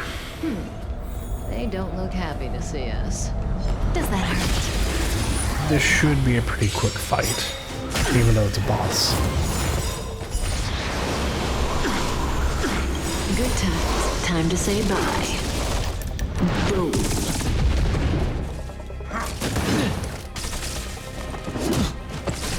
On my command. Just in time.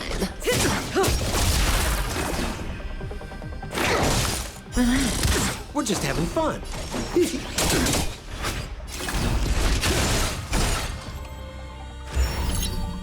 Stay focused. On my command.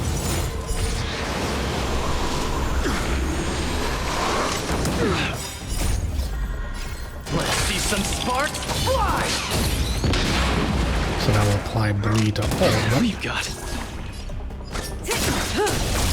Good times. Time to say bye. Boom. And we'll keep going from there. Stand still.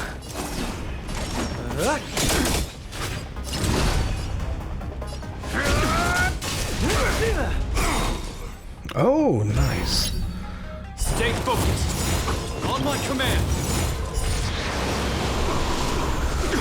What are you waiting for? To betray my So customers? this boss, his annoying mechanic is that he'll generate a sheet, kind of like the actual Depard that like I have in my, like that I showed you on my team earlier. He will sometimes generate a shield from, oh, there it goes. To travel But this should be it for him. Because even though this shield does protect him from damage, it does not. I do believe it does. Oh, it does against crud. Lesson incited. Relax.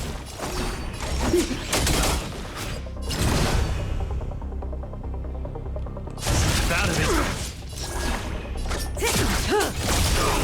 it. And there we go. Easy peasy lemon squeezy. The human body is beautiful in its fragility.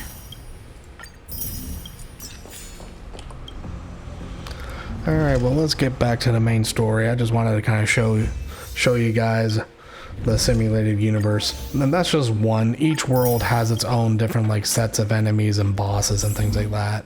Like this world's boss, I believe is, yeah, I have a great team to dealing with him with that. So, but unfortunately, it's just that these particular relics are not very helpful for any of the characters that I currently have. They're not really useful for most characters in general, but Ruan Mei might be the exception here because a lot of her abilities scale with break effect, which is a very niche Where to now? skill that most people don't really care for. Oh, and I got.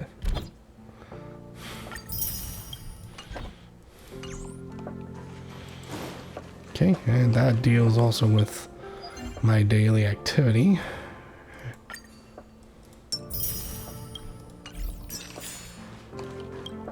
So let's go go to the supply zone.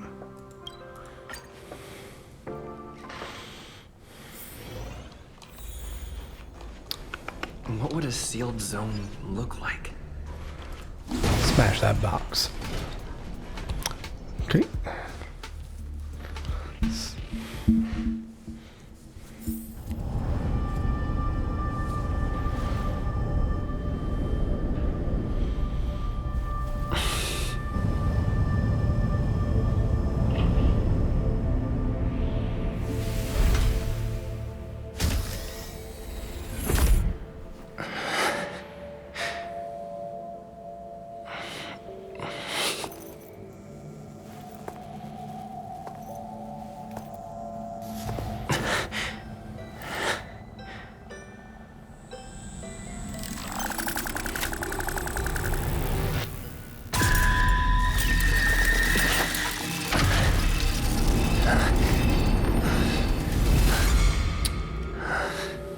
Ghost robots.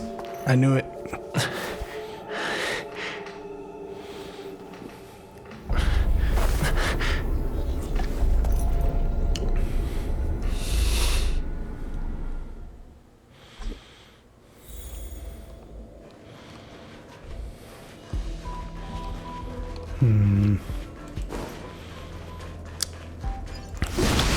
It's either Ghost Robot or Skynet. I like my theory of Ghost Robot though. I think that's more interesting. Oh, we got some treasure chests. I'll wait for later to pick that up though.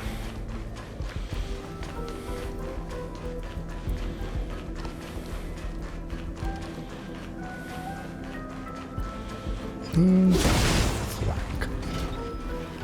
Buzz. What's up with this unit? It looks different from the one in the master control zone. Buzz. Madam Herta, open zone. Buzz. To welcome alien species, galactic visitors. High risk zone. Buzz. Service staff, inorganic life forms. Buzz. Permission status. Madam Ruan Mei. Permissions granted. Madam Herta. Fine. As long as it keeps her happy. Buzz. Class 1 clearance zone. Buzz. Many esteemed guests. Buzz. May include dangerous persons. Buzz. Storage for Madam Herta's dangerous curios. Buzz. Madam Ruan Mei's cultivated life forms. Buzz.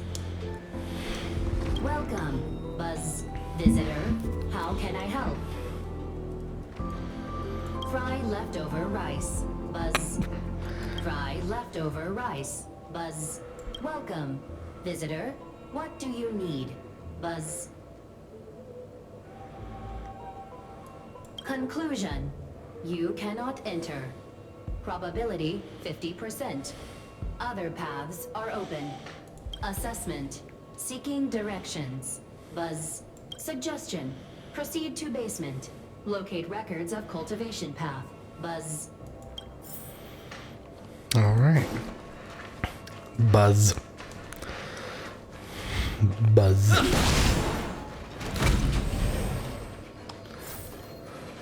Okay.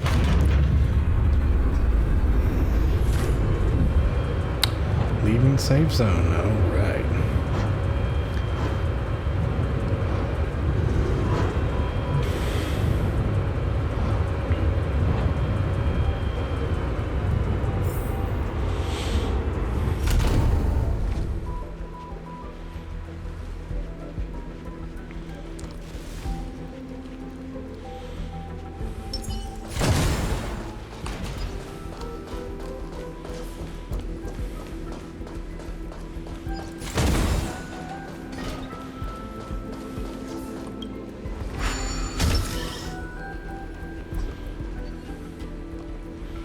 Enter safe zone.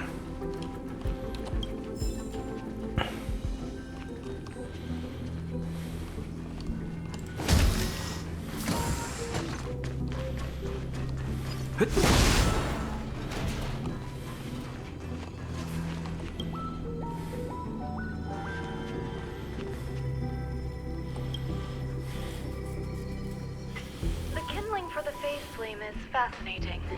Unfortunately, before the research could be completed, it vanished. I've initiated new attempts. The growth status of the 2 samples this time is promising. I incorporated personal taste preferences into the concept, but I'm uncertain about the outcome of such an action. They simultaneously possess 2 sets of emotional traits. They are at once cute, weak, sentimental, and sensitive, yet are also fierce, instigating, demanding, and confident. Interestingly, they also possess a kind of inclination, a yearning for their creator. It manifests as a natural, inherent emotion, similar to that of a baby towards its mother. Life towards sustenance, or the peculiar bond between humans. Huh? What's that sound out there?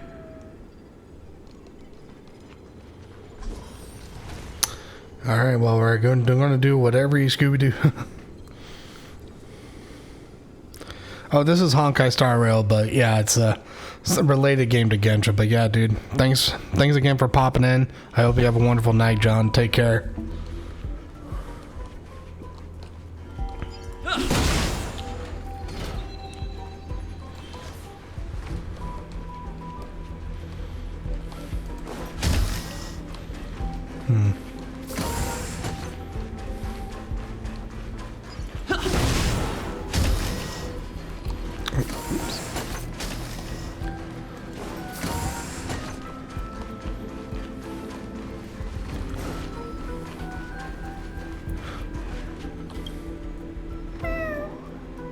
Oh, that thing is so cute. This is the headache Ruan Mei mentioned? It's just a different flavor.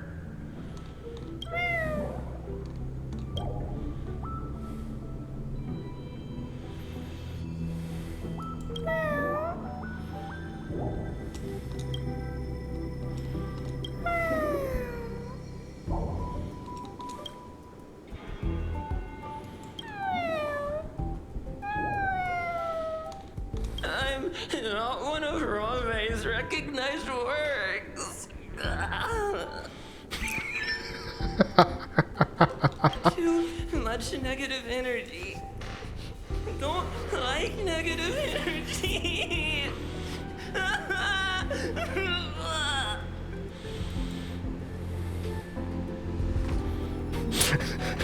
Everyone feels blue once in a while.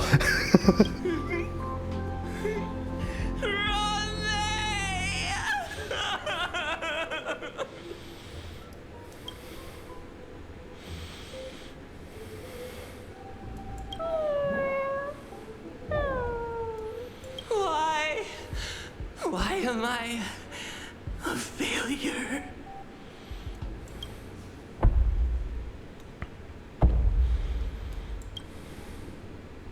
What's that noise?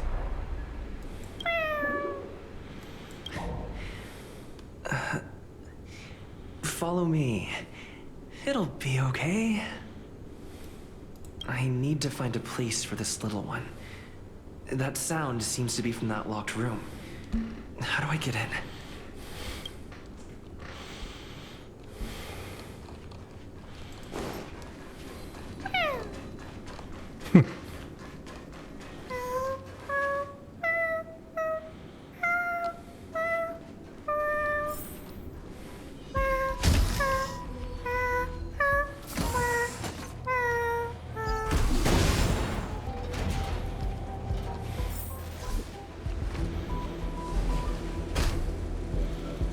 What is that? Holy shit! Oh no. Alright, these bad boys, great. Just what I wanted to run into. Who invited you? Huh?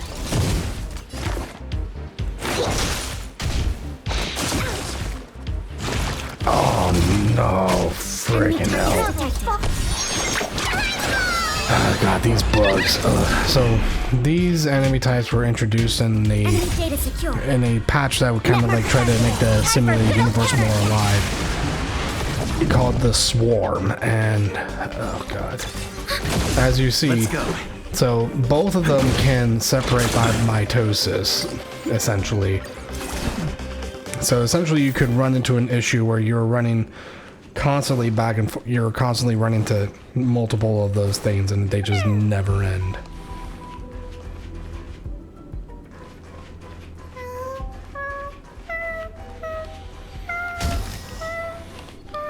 So to combat this better, let's pull out a different team. Let's pull out you, my friend. You.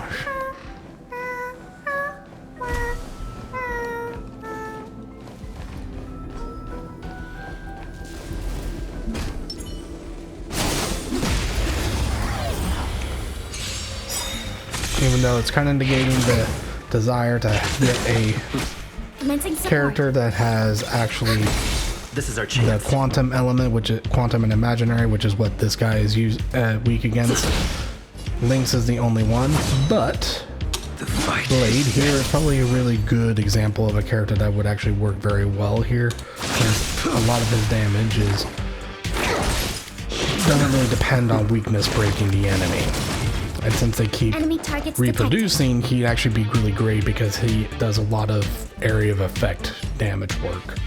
And then Payla over here, she'll give them all a debuff to reduce their defenses, which will work great with Blade's AoE effectiveness. Failed to send you. Perfect.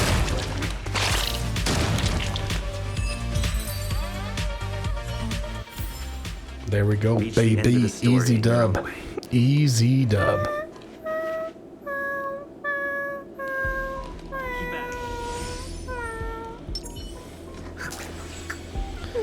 This Ruan Mei creation thing, man, is just making me sad.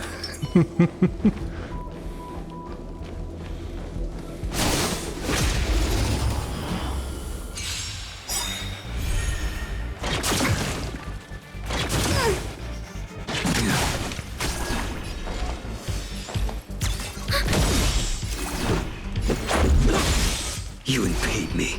Your end approaches. Now, one good thing I do like about Lynx, my healer, is that, well, if I had a skill point, her heal actually also increases the taunt value of characters like characters that follow the path of destruction and preservation, which both Blade and my character follow. So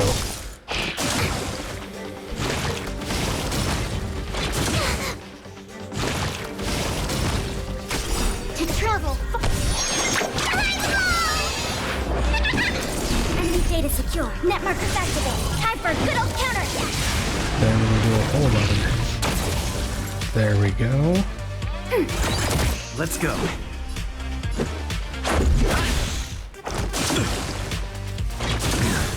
Yes, keep hitting Blade. To send you. Perfect.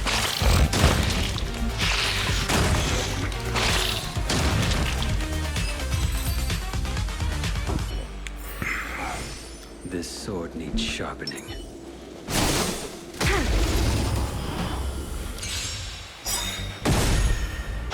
Just a scratch. Rules are made to be broken. Oh, hey, dude, how's it going? I see your chat, man. Commencing support. Ready for another? Net markers activate. And welcome to the stream, my friend. I'm hoping that you're enjoying it and that you've enjoyed watching me so far, but I appreciate you watching, bud.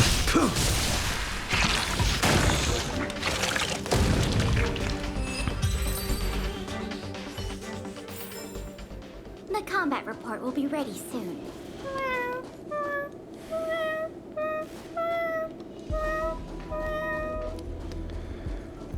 Yeah, I would agree. This is probably one of the, for a free game, this has probably been one of the probably one of the best values I've seen, out of one. So I highly recommend downloading it if you actually feel if you're liking what you're seeing. Granted, the characters that I have you're gonna have a hard time getting the characters that I got, because I got, let's make it quick. Quite a few of them were from limited time events or limited time banners.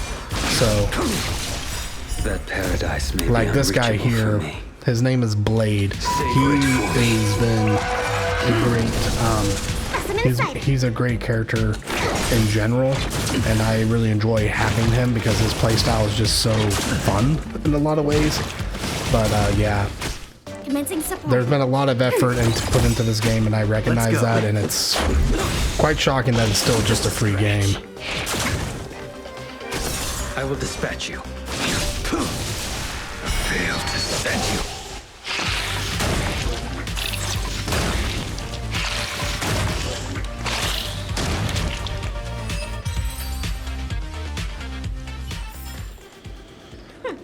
Every step is just a part of the adventure. Okay. Keep back.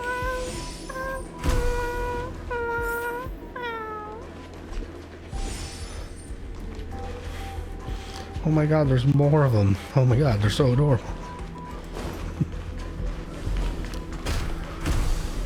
Well, if you end up trying it out, just let me know, because I can add you to a friend list. So, and then you can use some of the characters I end up You using. here too? Seems like this is the other end of that one-way path.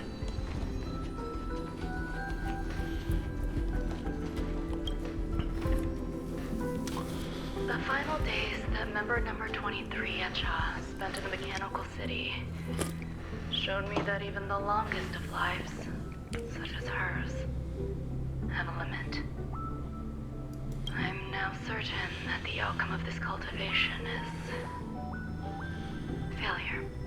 Life can exist in thousands of different forms, which means the form itself has no purpose. These life forms are very advanced in their own concepts, and can even trigger chain reactions such as synesthesia. But that is not what I desire. I'm starting to feel lost. Perhaps the question, what is the essence of life, never had an answer. Member 1, Xandar, have you ever felt this lost? Or resigned?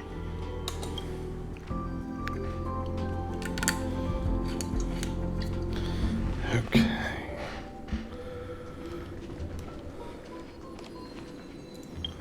Just gonna refill up my technique pool here real quick.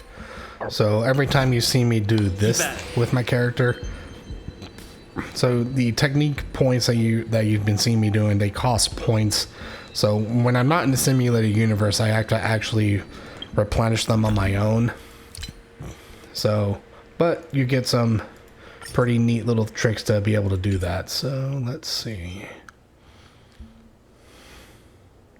Actually, this is actually not a bad place to try this, even though it reduces health.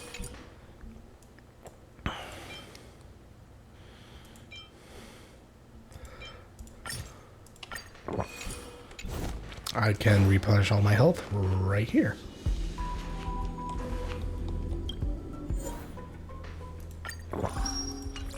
There we go. Are you telling me to keep going?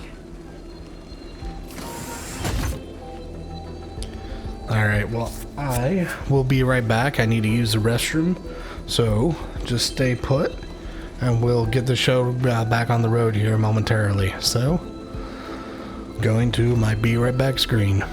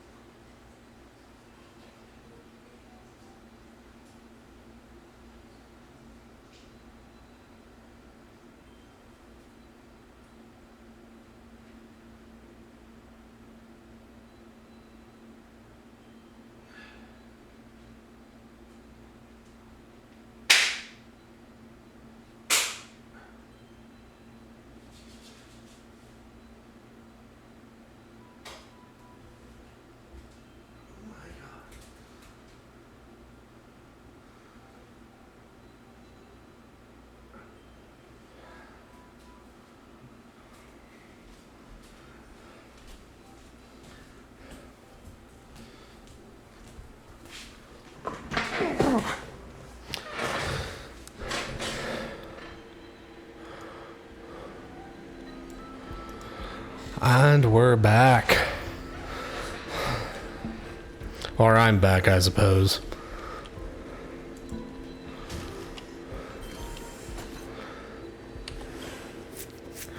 Life is countless and varied in form. I firmly believe in that. Experience like a myriad of flowers, and I want to pluck the one that never will.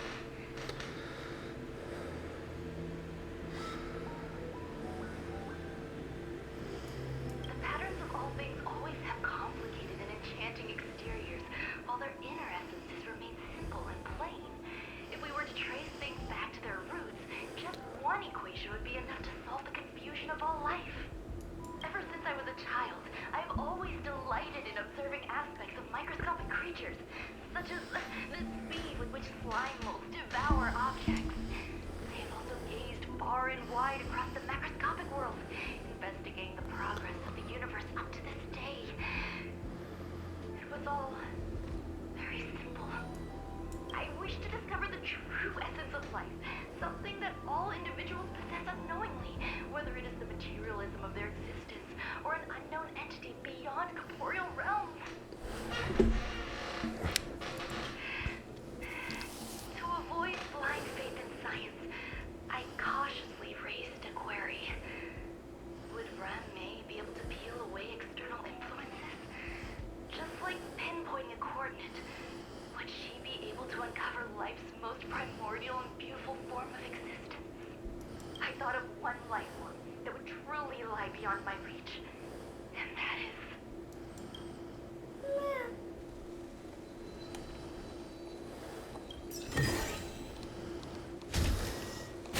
Woo! Ooh, holy moly. Ha! Ha! Gotcha! Enemy data secure net markers activated. Time for a good old counterattack. Rules are made to be broken. We have the upper hand. Ready for another? Let's go. You impede me. The fight is set. You're poof. Unnecessary.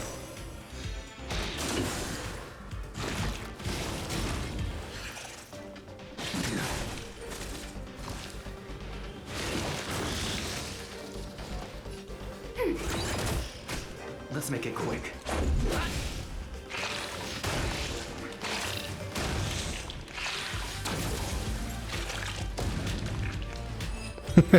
Yeah, it was unexpected.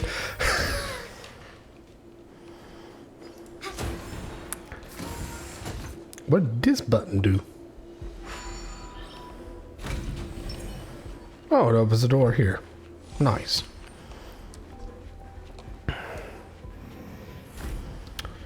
Alright, so I just gotta be very careful if I see any discoloration or like anything that seems amiss. I think we're good here.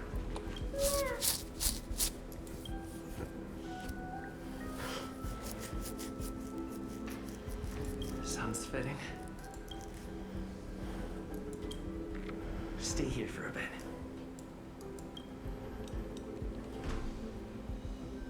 Did something just open?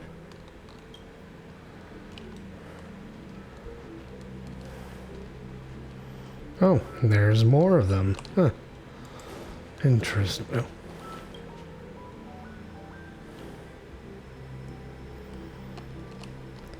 She's growing a weed lab. Well, actually, no, never mind. No, they said it's food. Alright. Hey, it's that robot again. Buzz, only Madame Ruan Mei has permissions. Please submit your ID. Buzz. Permissions granted. Buzz. Select from the below services. 1. Check historical incubation records. 2. Inorganic lifeform companionship chat service. Inorganic. This function has been damaged. Aww. Is this? I thought of one life form that would truly lie beyond my reach. And that is So an emanator, remember the eons I was talking about earlier? Emanators are like, in the hierarchy of power, they are like right below eons. They tend to be kind of like the saints or disciples of eons, but they also have a little more power than average people. I cannot comprehend what an emanator is. Or that. Scholars view them as the executors of the eon's power. So, when did it begin? And at what point did they become closer to the eons than any other life form? At first, I tried to create a genius. I failed. That question has no solution yet, and a long journey of discovery still lies ahead. However, erudition isn't the only path in the universe. If we set logic aside, would there be more primitive and pure emanators on other paths? Of course, there would be. Hazy Ron. I was able to see the beginning and end of the swarm disaster through the simulated universe, obtain data on the Imperator and Sectorum and their descendants, replicate them, nurture them, and create a brand new scientific discipline. It is a logical decision. I will certainly succeed. The entity that I reconstruct will bloom into a life never before seen. Will Herta and Screwlum like this experiment? Most likely not. Therefore, before they realize what I am doing, I must hurry my work, as well as find a fitting assistant. Permission granted. Buzz. Select from the below services. Permission granted. Buzz. That sound's coming from above. Oh, so she brought the bugs. Oh, goody.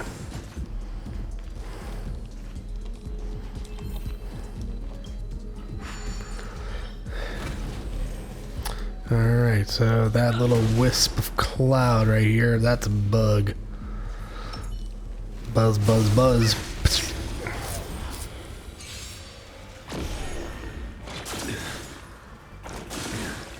Oh, thank you for attacking him. Enemy targets detected.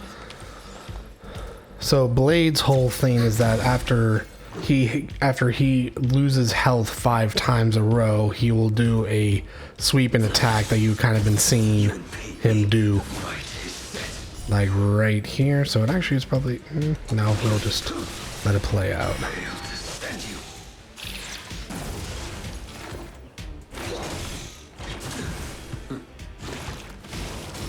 We have the upper hand. Let's make it quick.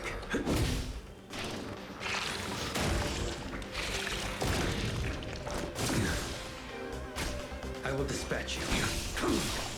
Commencing research. Commencing enemy data secure. Net markers activated. Time for a good old counterattack.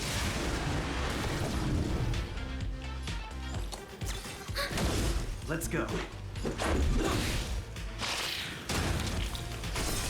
Failed to stand you.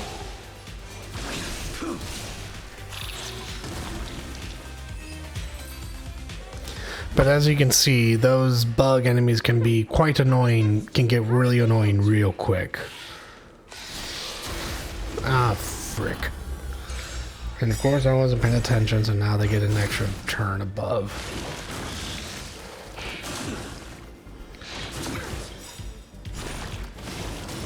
To travel.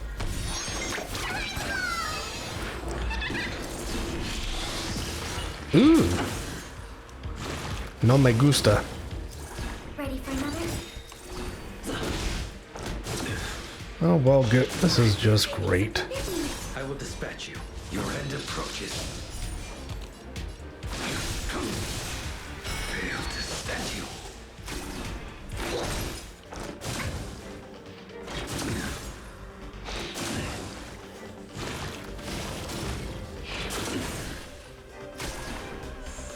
Enemy targets detected. I should have done that. But the nice thing is, if they once they do die, they do blow up and hurt each other. A blade knows no mercy.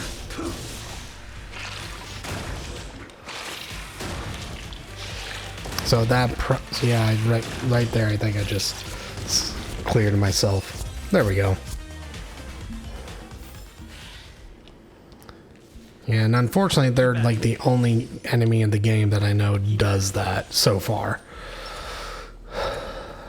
Luckily, though, they are considered like a challenge. Oh, come on! I am just about to hit you. Just a scratch.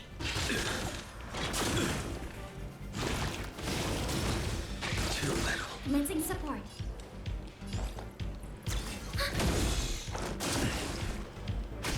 Let's go. You impede me. The fight is set. Savor it for me.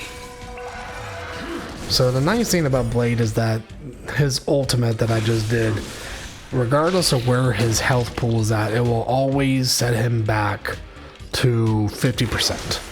So he's kind of considered like immortal in a lot of ways because of that. That doesn't mean that he can't die, because obviously his, I mean, as you see, that his skill literally causes him damage. So, but the more damage he gets, the more power that he also, more attack power he generates. So he's a very fun character to kind of like, ooh, am I gonna, you know, the like high risk, high reward kind of thing with him.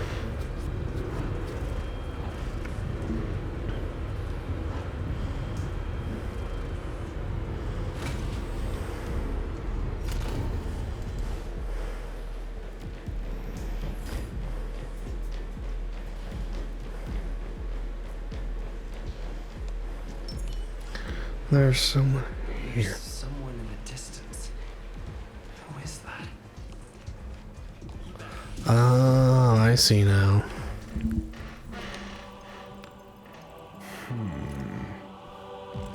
Here, a genius move. And how will you counter it? Only an idiot would ask such a question. Just move this here.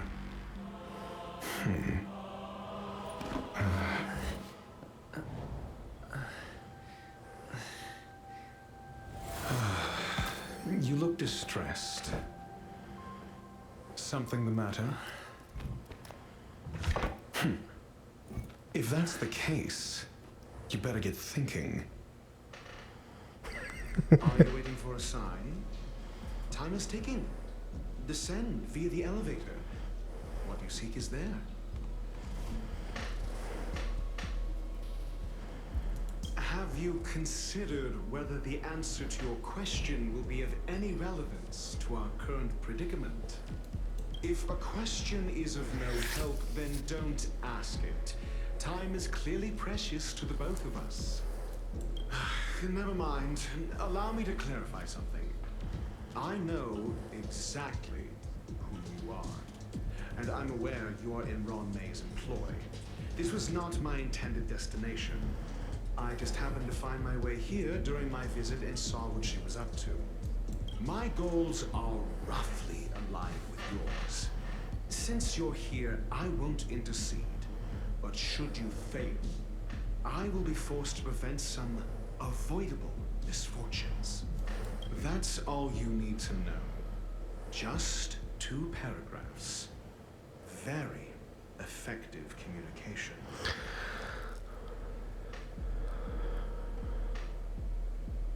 I can't stand discourtesy, even when it comes from myself. The real Ruan Mei's creation is hidden in the giant incubator below us. Go. Take the elevator and bear witness to this genius masterpiece. So,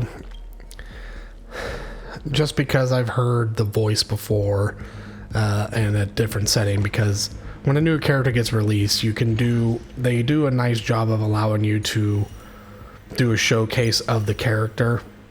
So that guy is the guy who we just saw is this guy right here, and this guy is actually available for free right now, I believe, through if you join up on the game. So his name, they literally named a character after the meme of L plus ratio. The character's name is Dr. Ratio. Granted, it's not like Leonard or anything like that, which would have been... But it is... He's a very... As you can kind of tell, he's kind of a pompous snob academic type.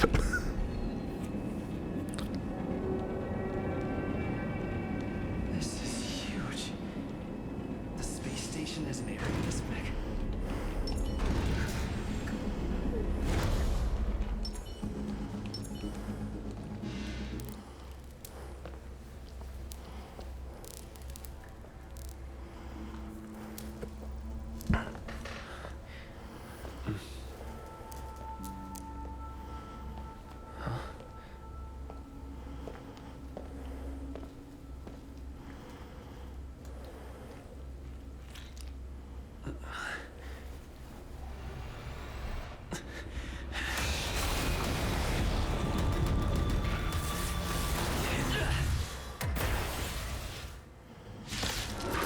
Well, okay.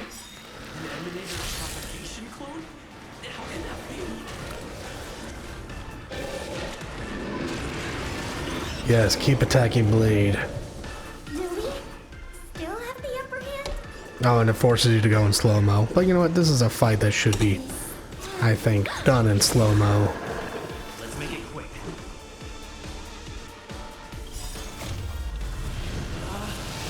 Rules are made to be broken. And that line just hits so much harder when it's not being done in fast mode.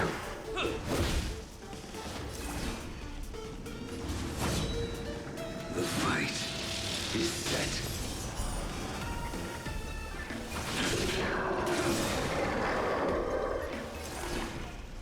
Time for something savory. Unnecessary.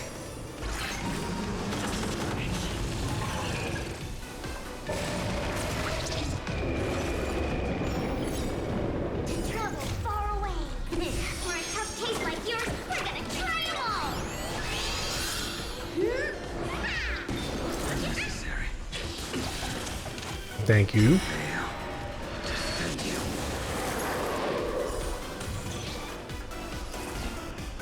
Enemy data secure. Net markers activated. Time for good old counterattack.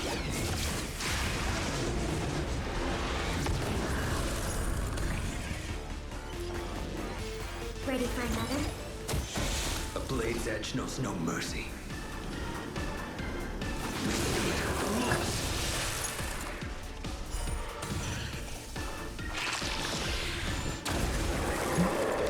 Oh, I think I know what's happening. Every time I hit the boss, he creates a new one. That's annoying.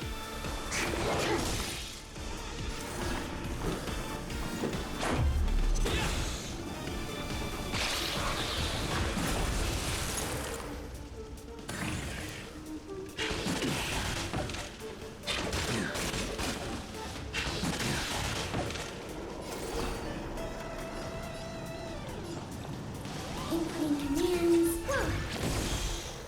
I will dispatch you by my sword. Yes, generate another one so I can hit them all. Defend you.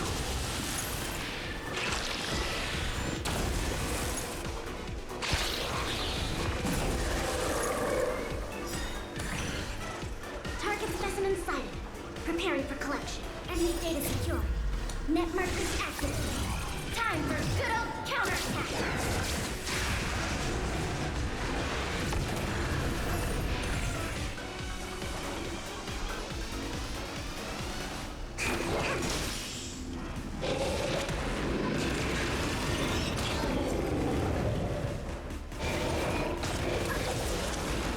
Let's go. What about this?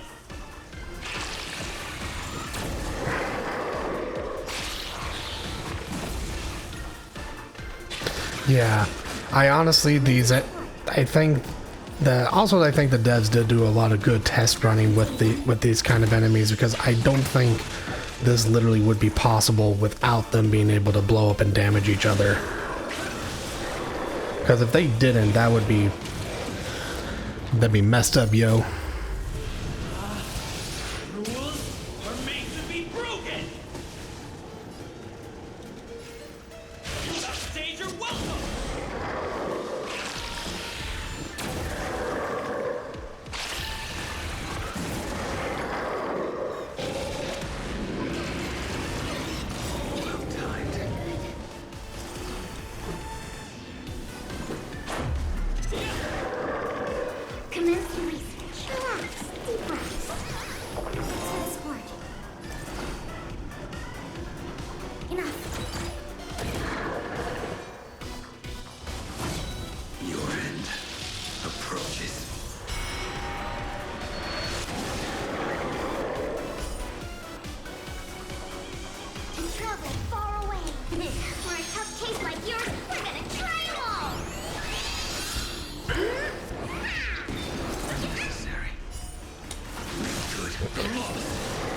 Oh, come on. 1%.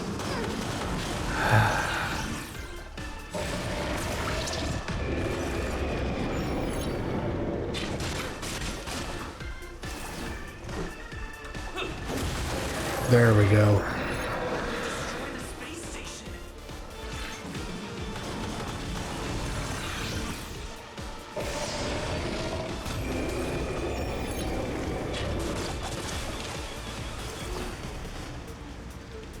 I'll contain them. Target specimen sighted. Preparing for time for something savory. Unnecessary. A blade's edge knows no mercy.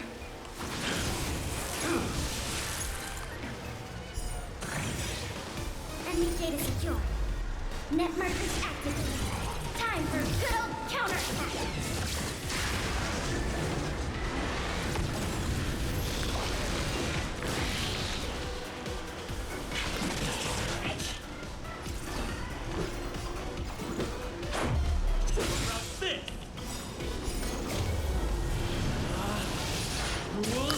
Yeah, so it's a multi-phase fight. Yes, so yeah, I did get its health back, but you see right here, these little dots represent the multiple phases of a boss fight. So you're never caught off guard when what phase you're in. It's actually a really nice UI element about it.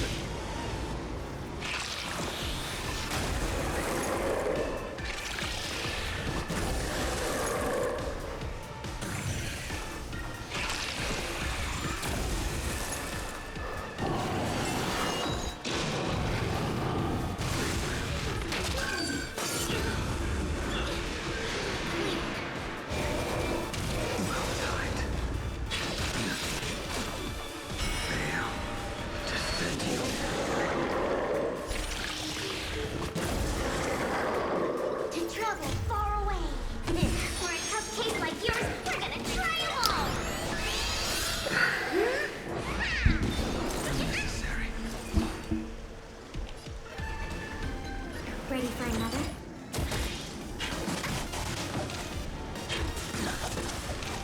I will dispatch you by my sword.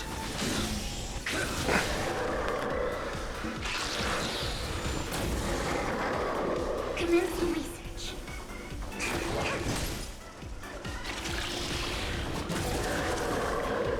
Let's make it quick.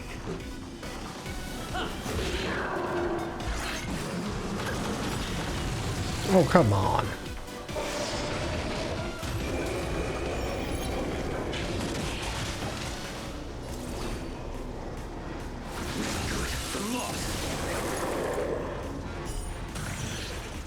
Target specimen sighted. Relax. Deep breaths.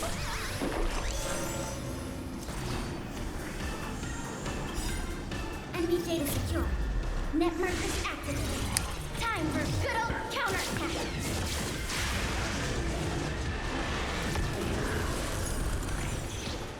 Commencing supply.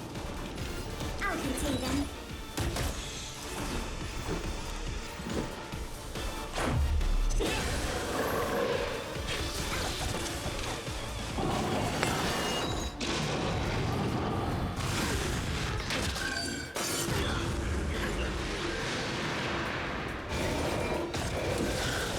Yeah, buddy.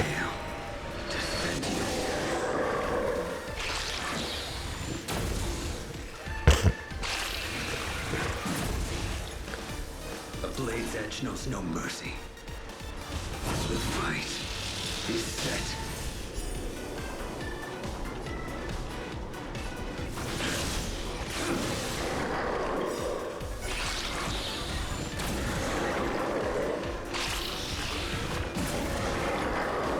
That paradise may be unreachable for me.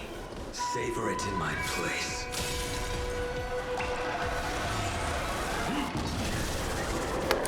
Enemy targets detected. Ready for another?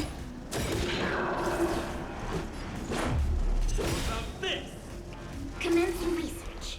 Time for something savory. Into this world. To travel far away. For a tough case like yours, we're gonna try them all. Need to do some I mean, luckily he's going down pretty quick. Well, fairly quickly, I suppose, is the correct term here. Not super quick.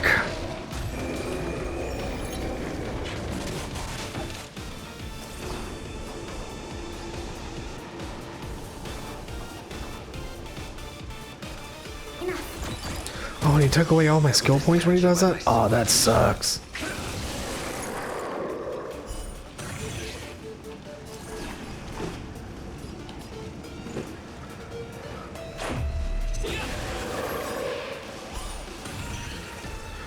Well, how you like them apples, boyo?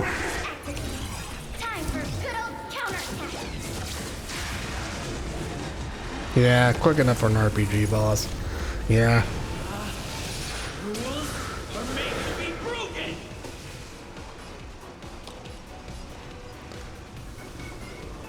Yeah, let's just finish him off. Oh, are you kidding me? 1%. Oh, okay. I'm like...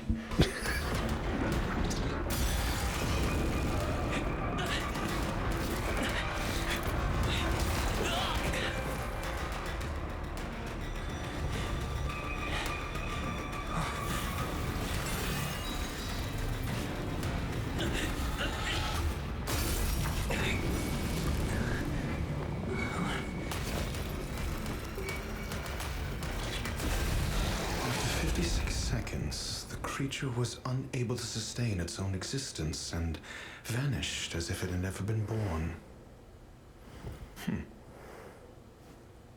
The threat is over. Time to get going. Is it over? I need to get some answers out of Ruan Mei. Well, yeah, no duh.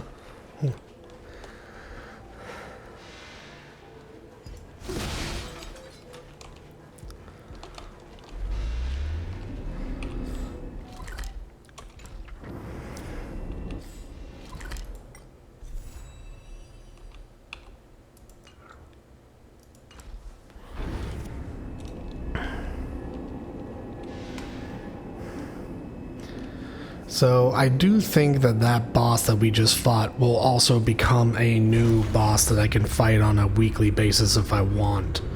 Because there are some bosses, let me show here. Yeah, so I think it will become this guy right here.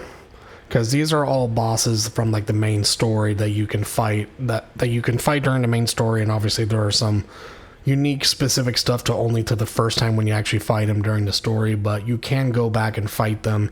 And you know, this one has, I will say, probably the best moment in music because that this game probably has to offer.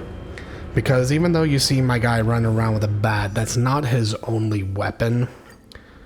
So I can also make him, because right now he's a physical destruction character. So in other words, he specializes in dealing damage and kind of AoE related stuff. Now preservation is the path of like kind of like your sustainment and your tanks and things like that.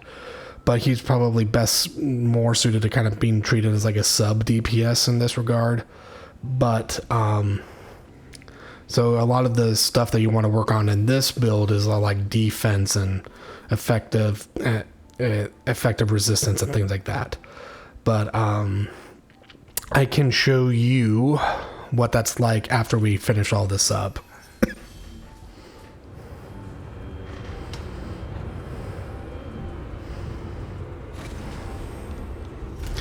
But when he uses the flame, the flaming preservation, he uses a lance, not a bat.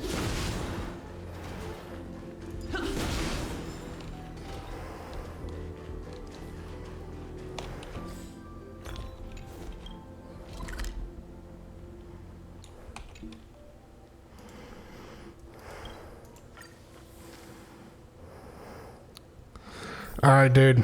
I'm glad that you joined up. And you watched me for a bit. Take care. Have a good night. Thanks for sticking around.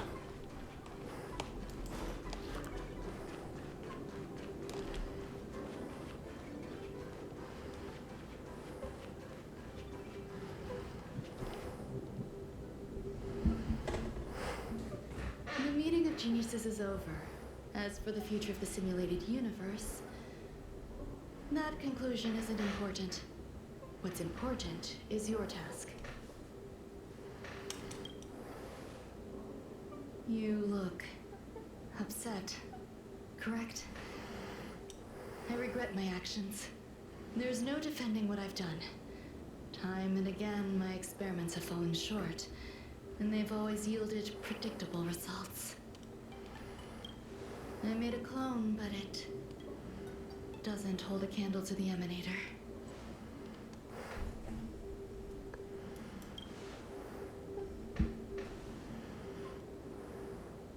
How should I have explained it to you? I'm not good at communicating with others. Restrained by time and place, its code of life could only be considered an incomplete attempt. I managed to replicate the moment it was born. However, it would soon disappear and be reduced to particles. Like every living being, it inevitably faced its demise as it journeyed towards the end. I find no fault in that. However, even the briefest life should have meaning. I want to know the limits of its capacity. It will indicate how far I've gone in a field completely incomprehensible to me. And it was a minuscule step, just as I had predicted.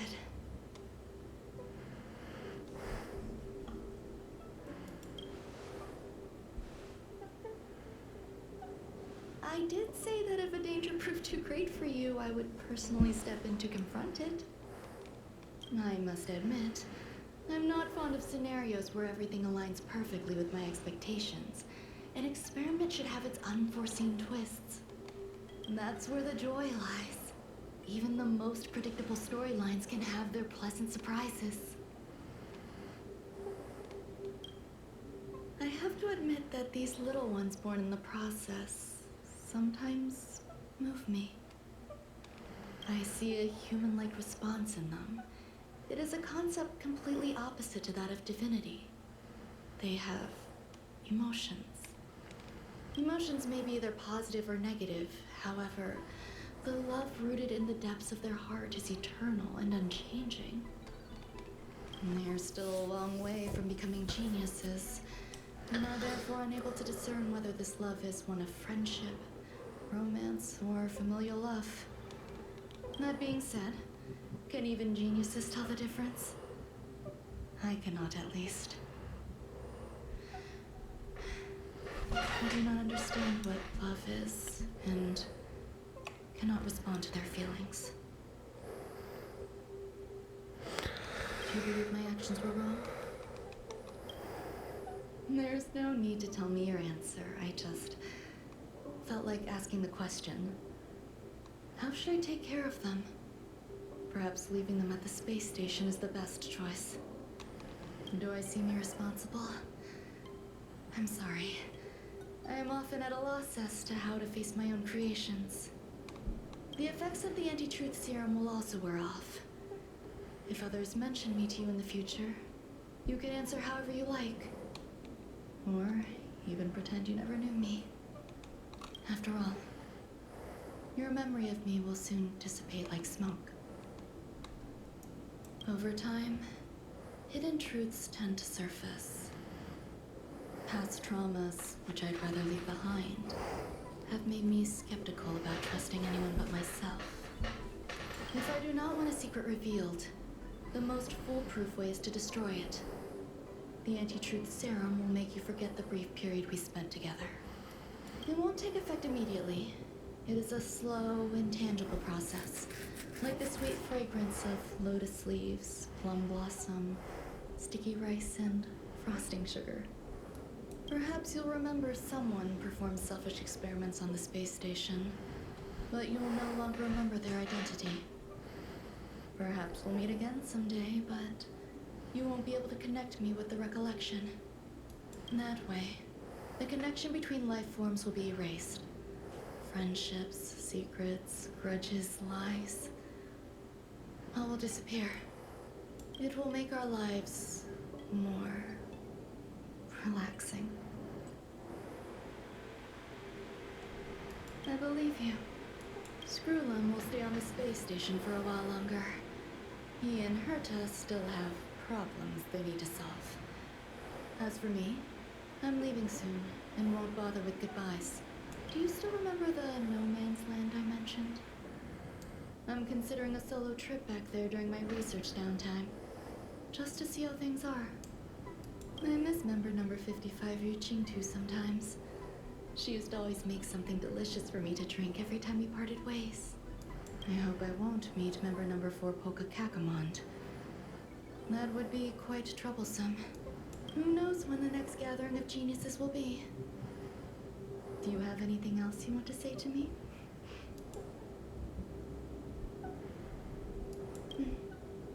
I promise I will, Mr. Assistant. If fate allows and you're interested, upon our next meeting, we could journey to No Man's Land and traverse its tranquil glaciers. Though I suppose it wouldn't be No Man's Land anymore. What a conundrum.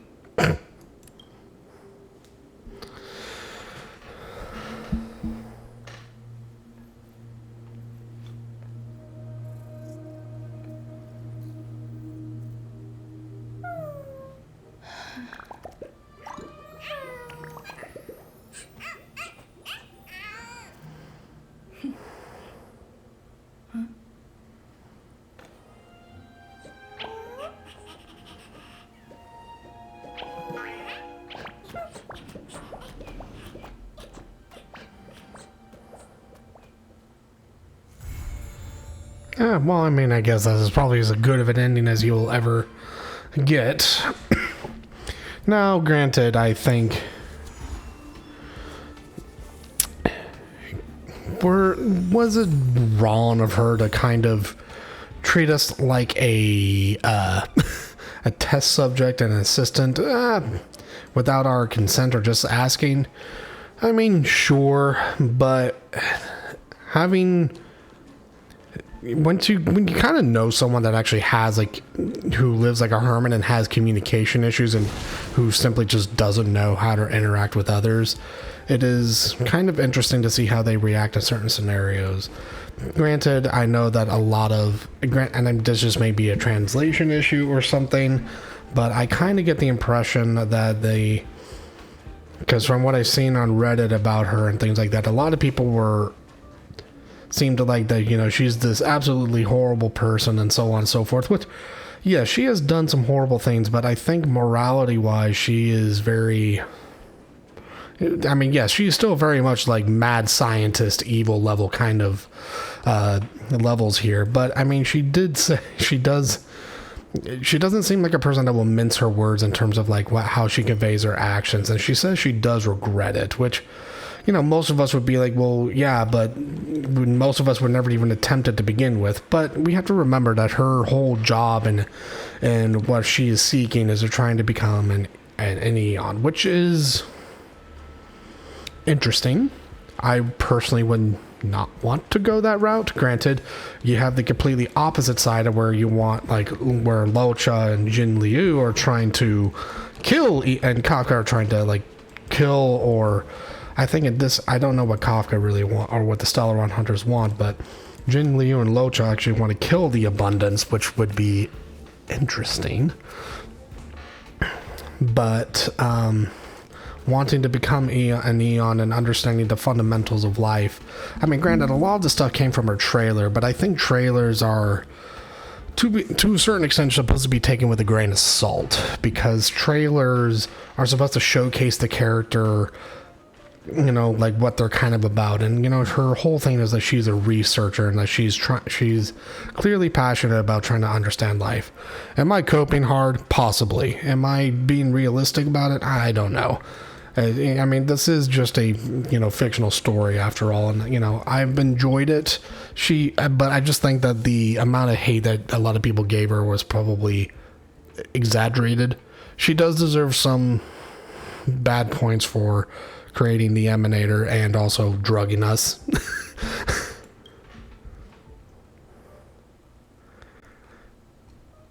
Pepper.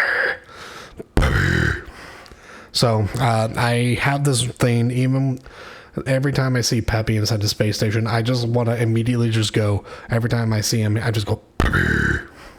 And, because he's just so adorable.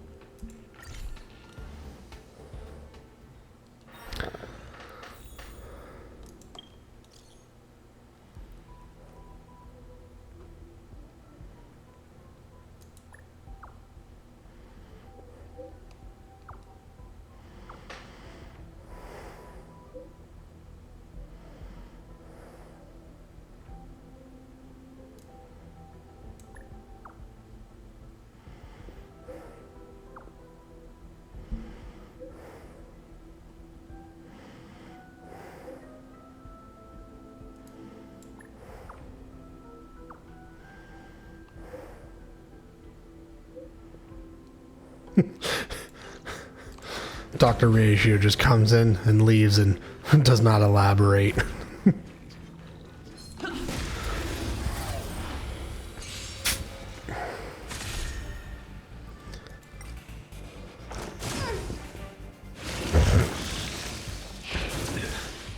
Enemy targets detected. Let's go. You impede me. The fight is set. Oh, I killed the trotter.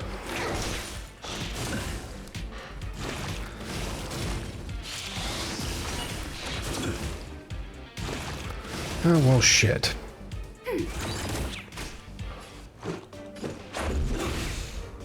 Just a scratch.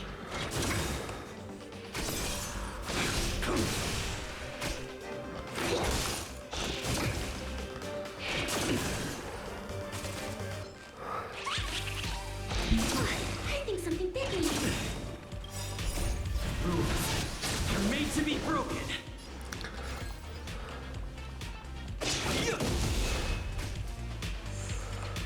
Enemy data secure. Net markers activated. Time for a good old counterattack. Ready for another?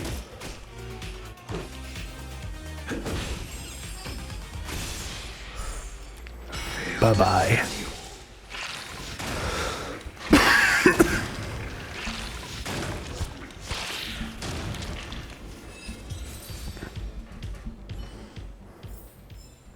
Reach the end of the story in your own way.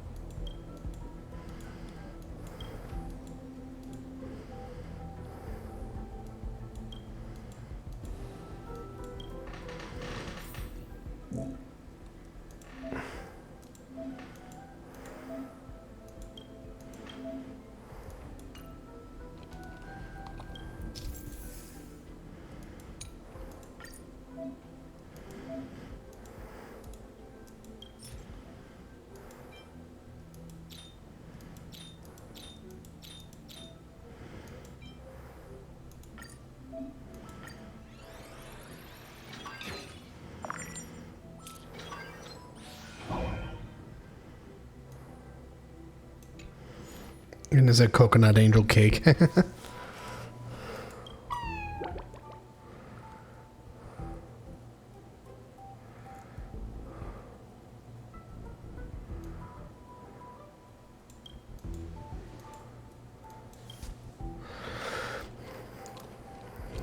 They ain't never coconut cake. Where did you go? Coconut angel cake. Arr.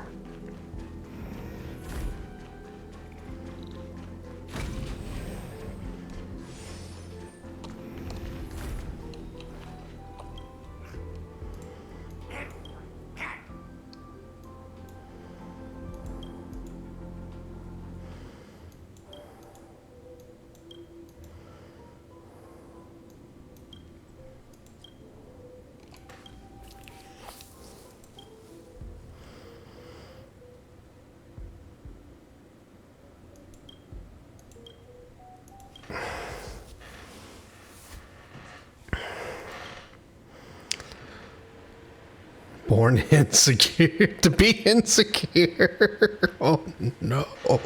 Oh no.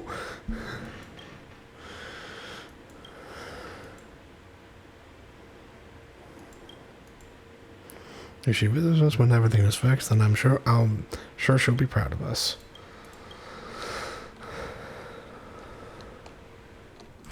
Oh, and there's oh, that's a bit busy. Eh.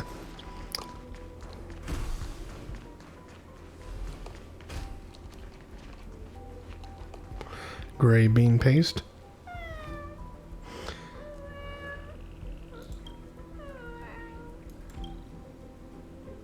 Ruan Mei, she's abandoned us.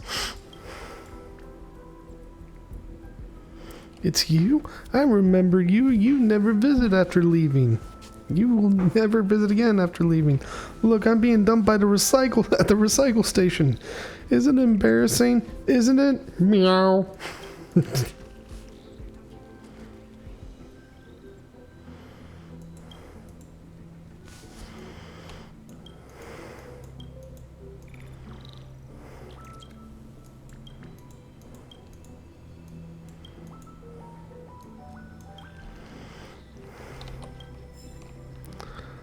Buffering.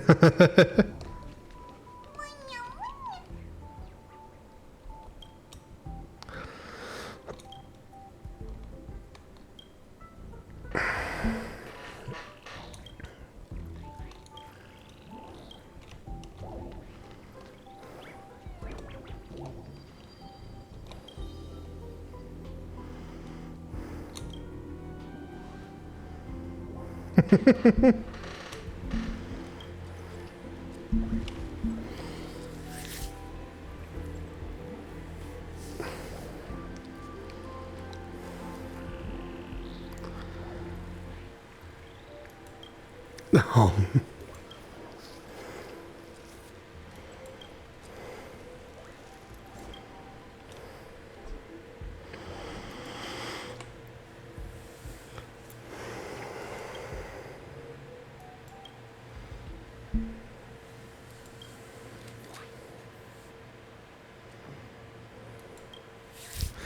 Well, okay, well, I guess there we go. Trash boy has...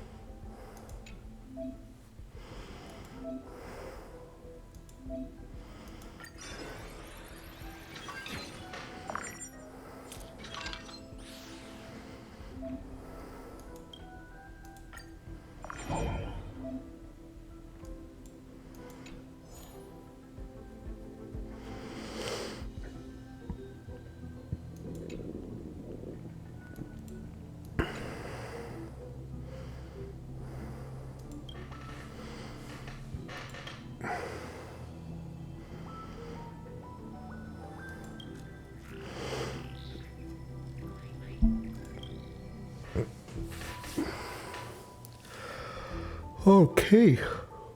My goodness. I'm getting pretty tired, but I think we'll probably be going for another 10 minutes or so streaming this. But then we'll probably oh,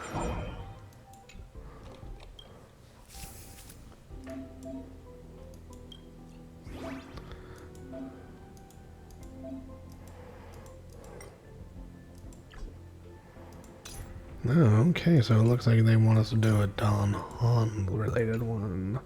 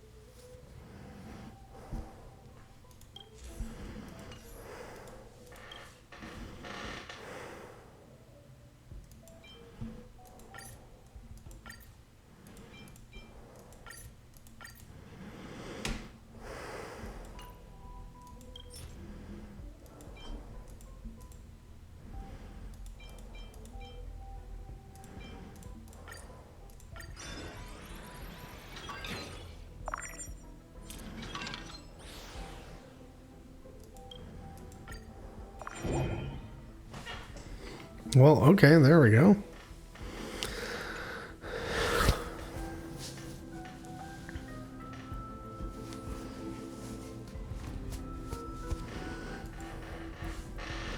Plastic.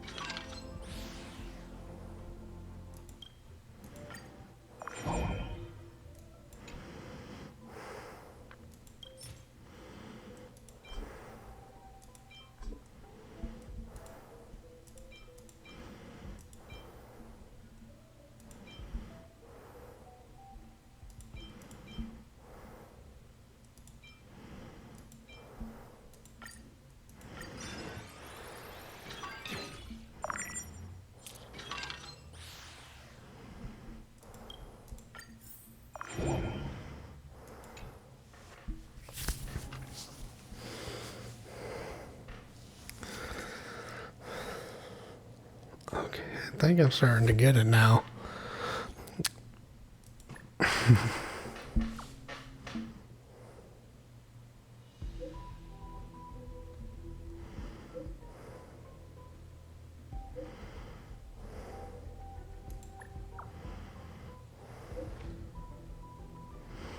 Naturally adorable.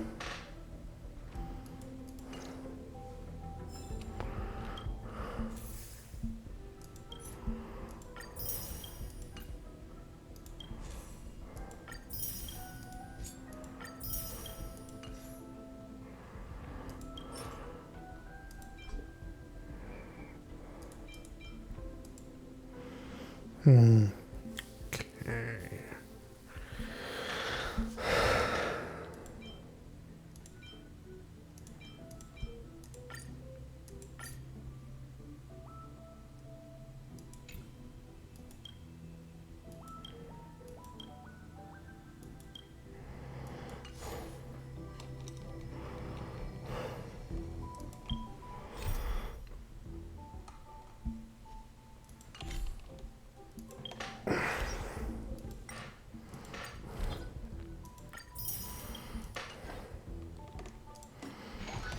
Alright, well, I think that's going to be it for me today, y'all. So, I'm going to keep on playing, get this critter pick thing done, and I'm going to continue playing that. But thank you all for watching. Thank you to my friends Michael and John for joining me, and I appreciate your guys' feedback. I don't know when I will stream next. I'll try to stream every Friday and or Saturday, but that's subject to how life goes. But thank you all for watching, and I hope to see you next time. Take care.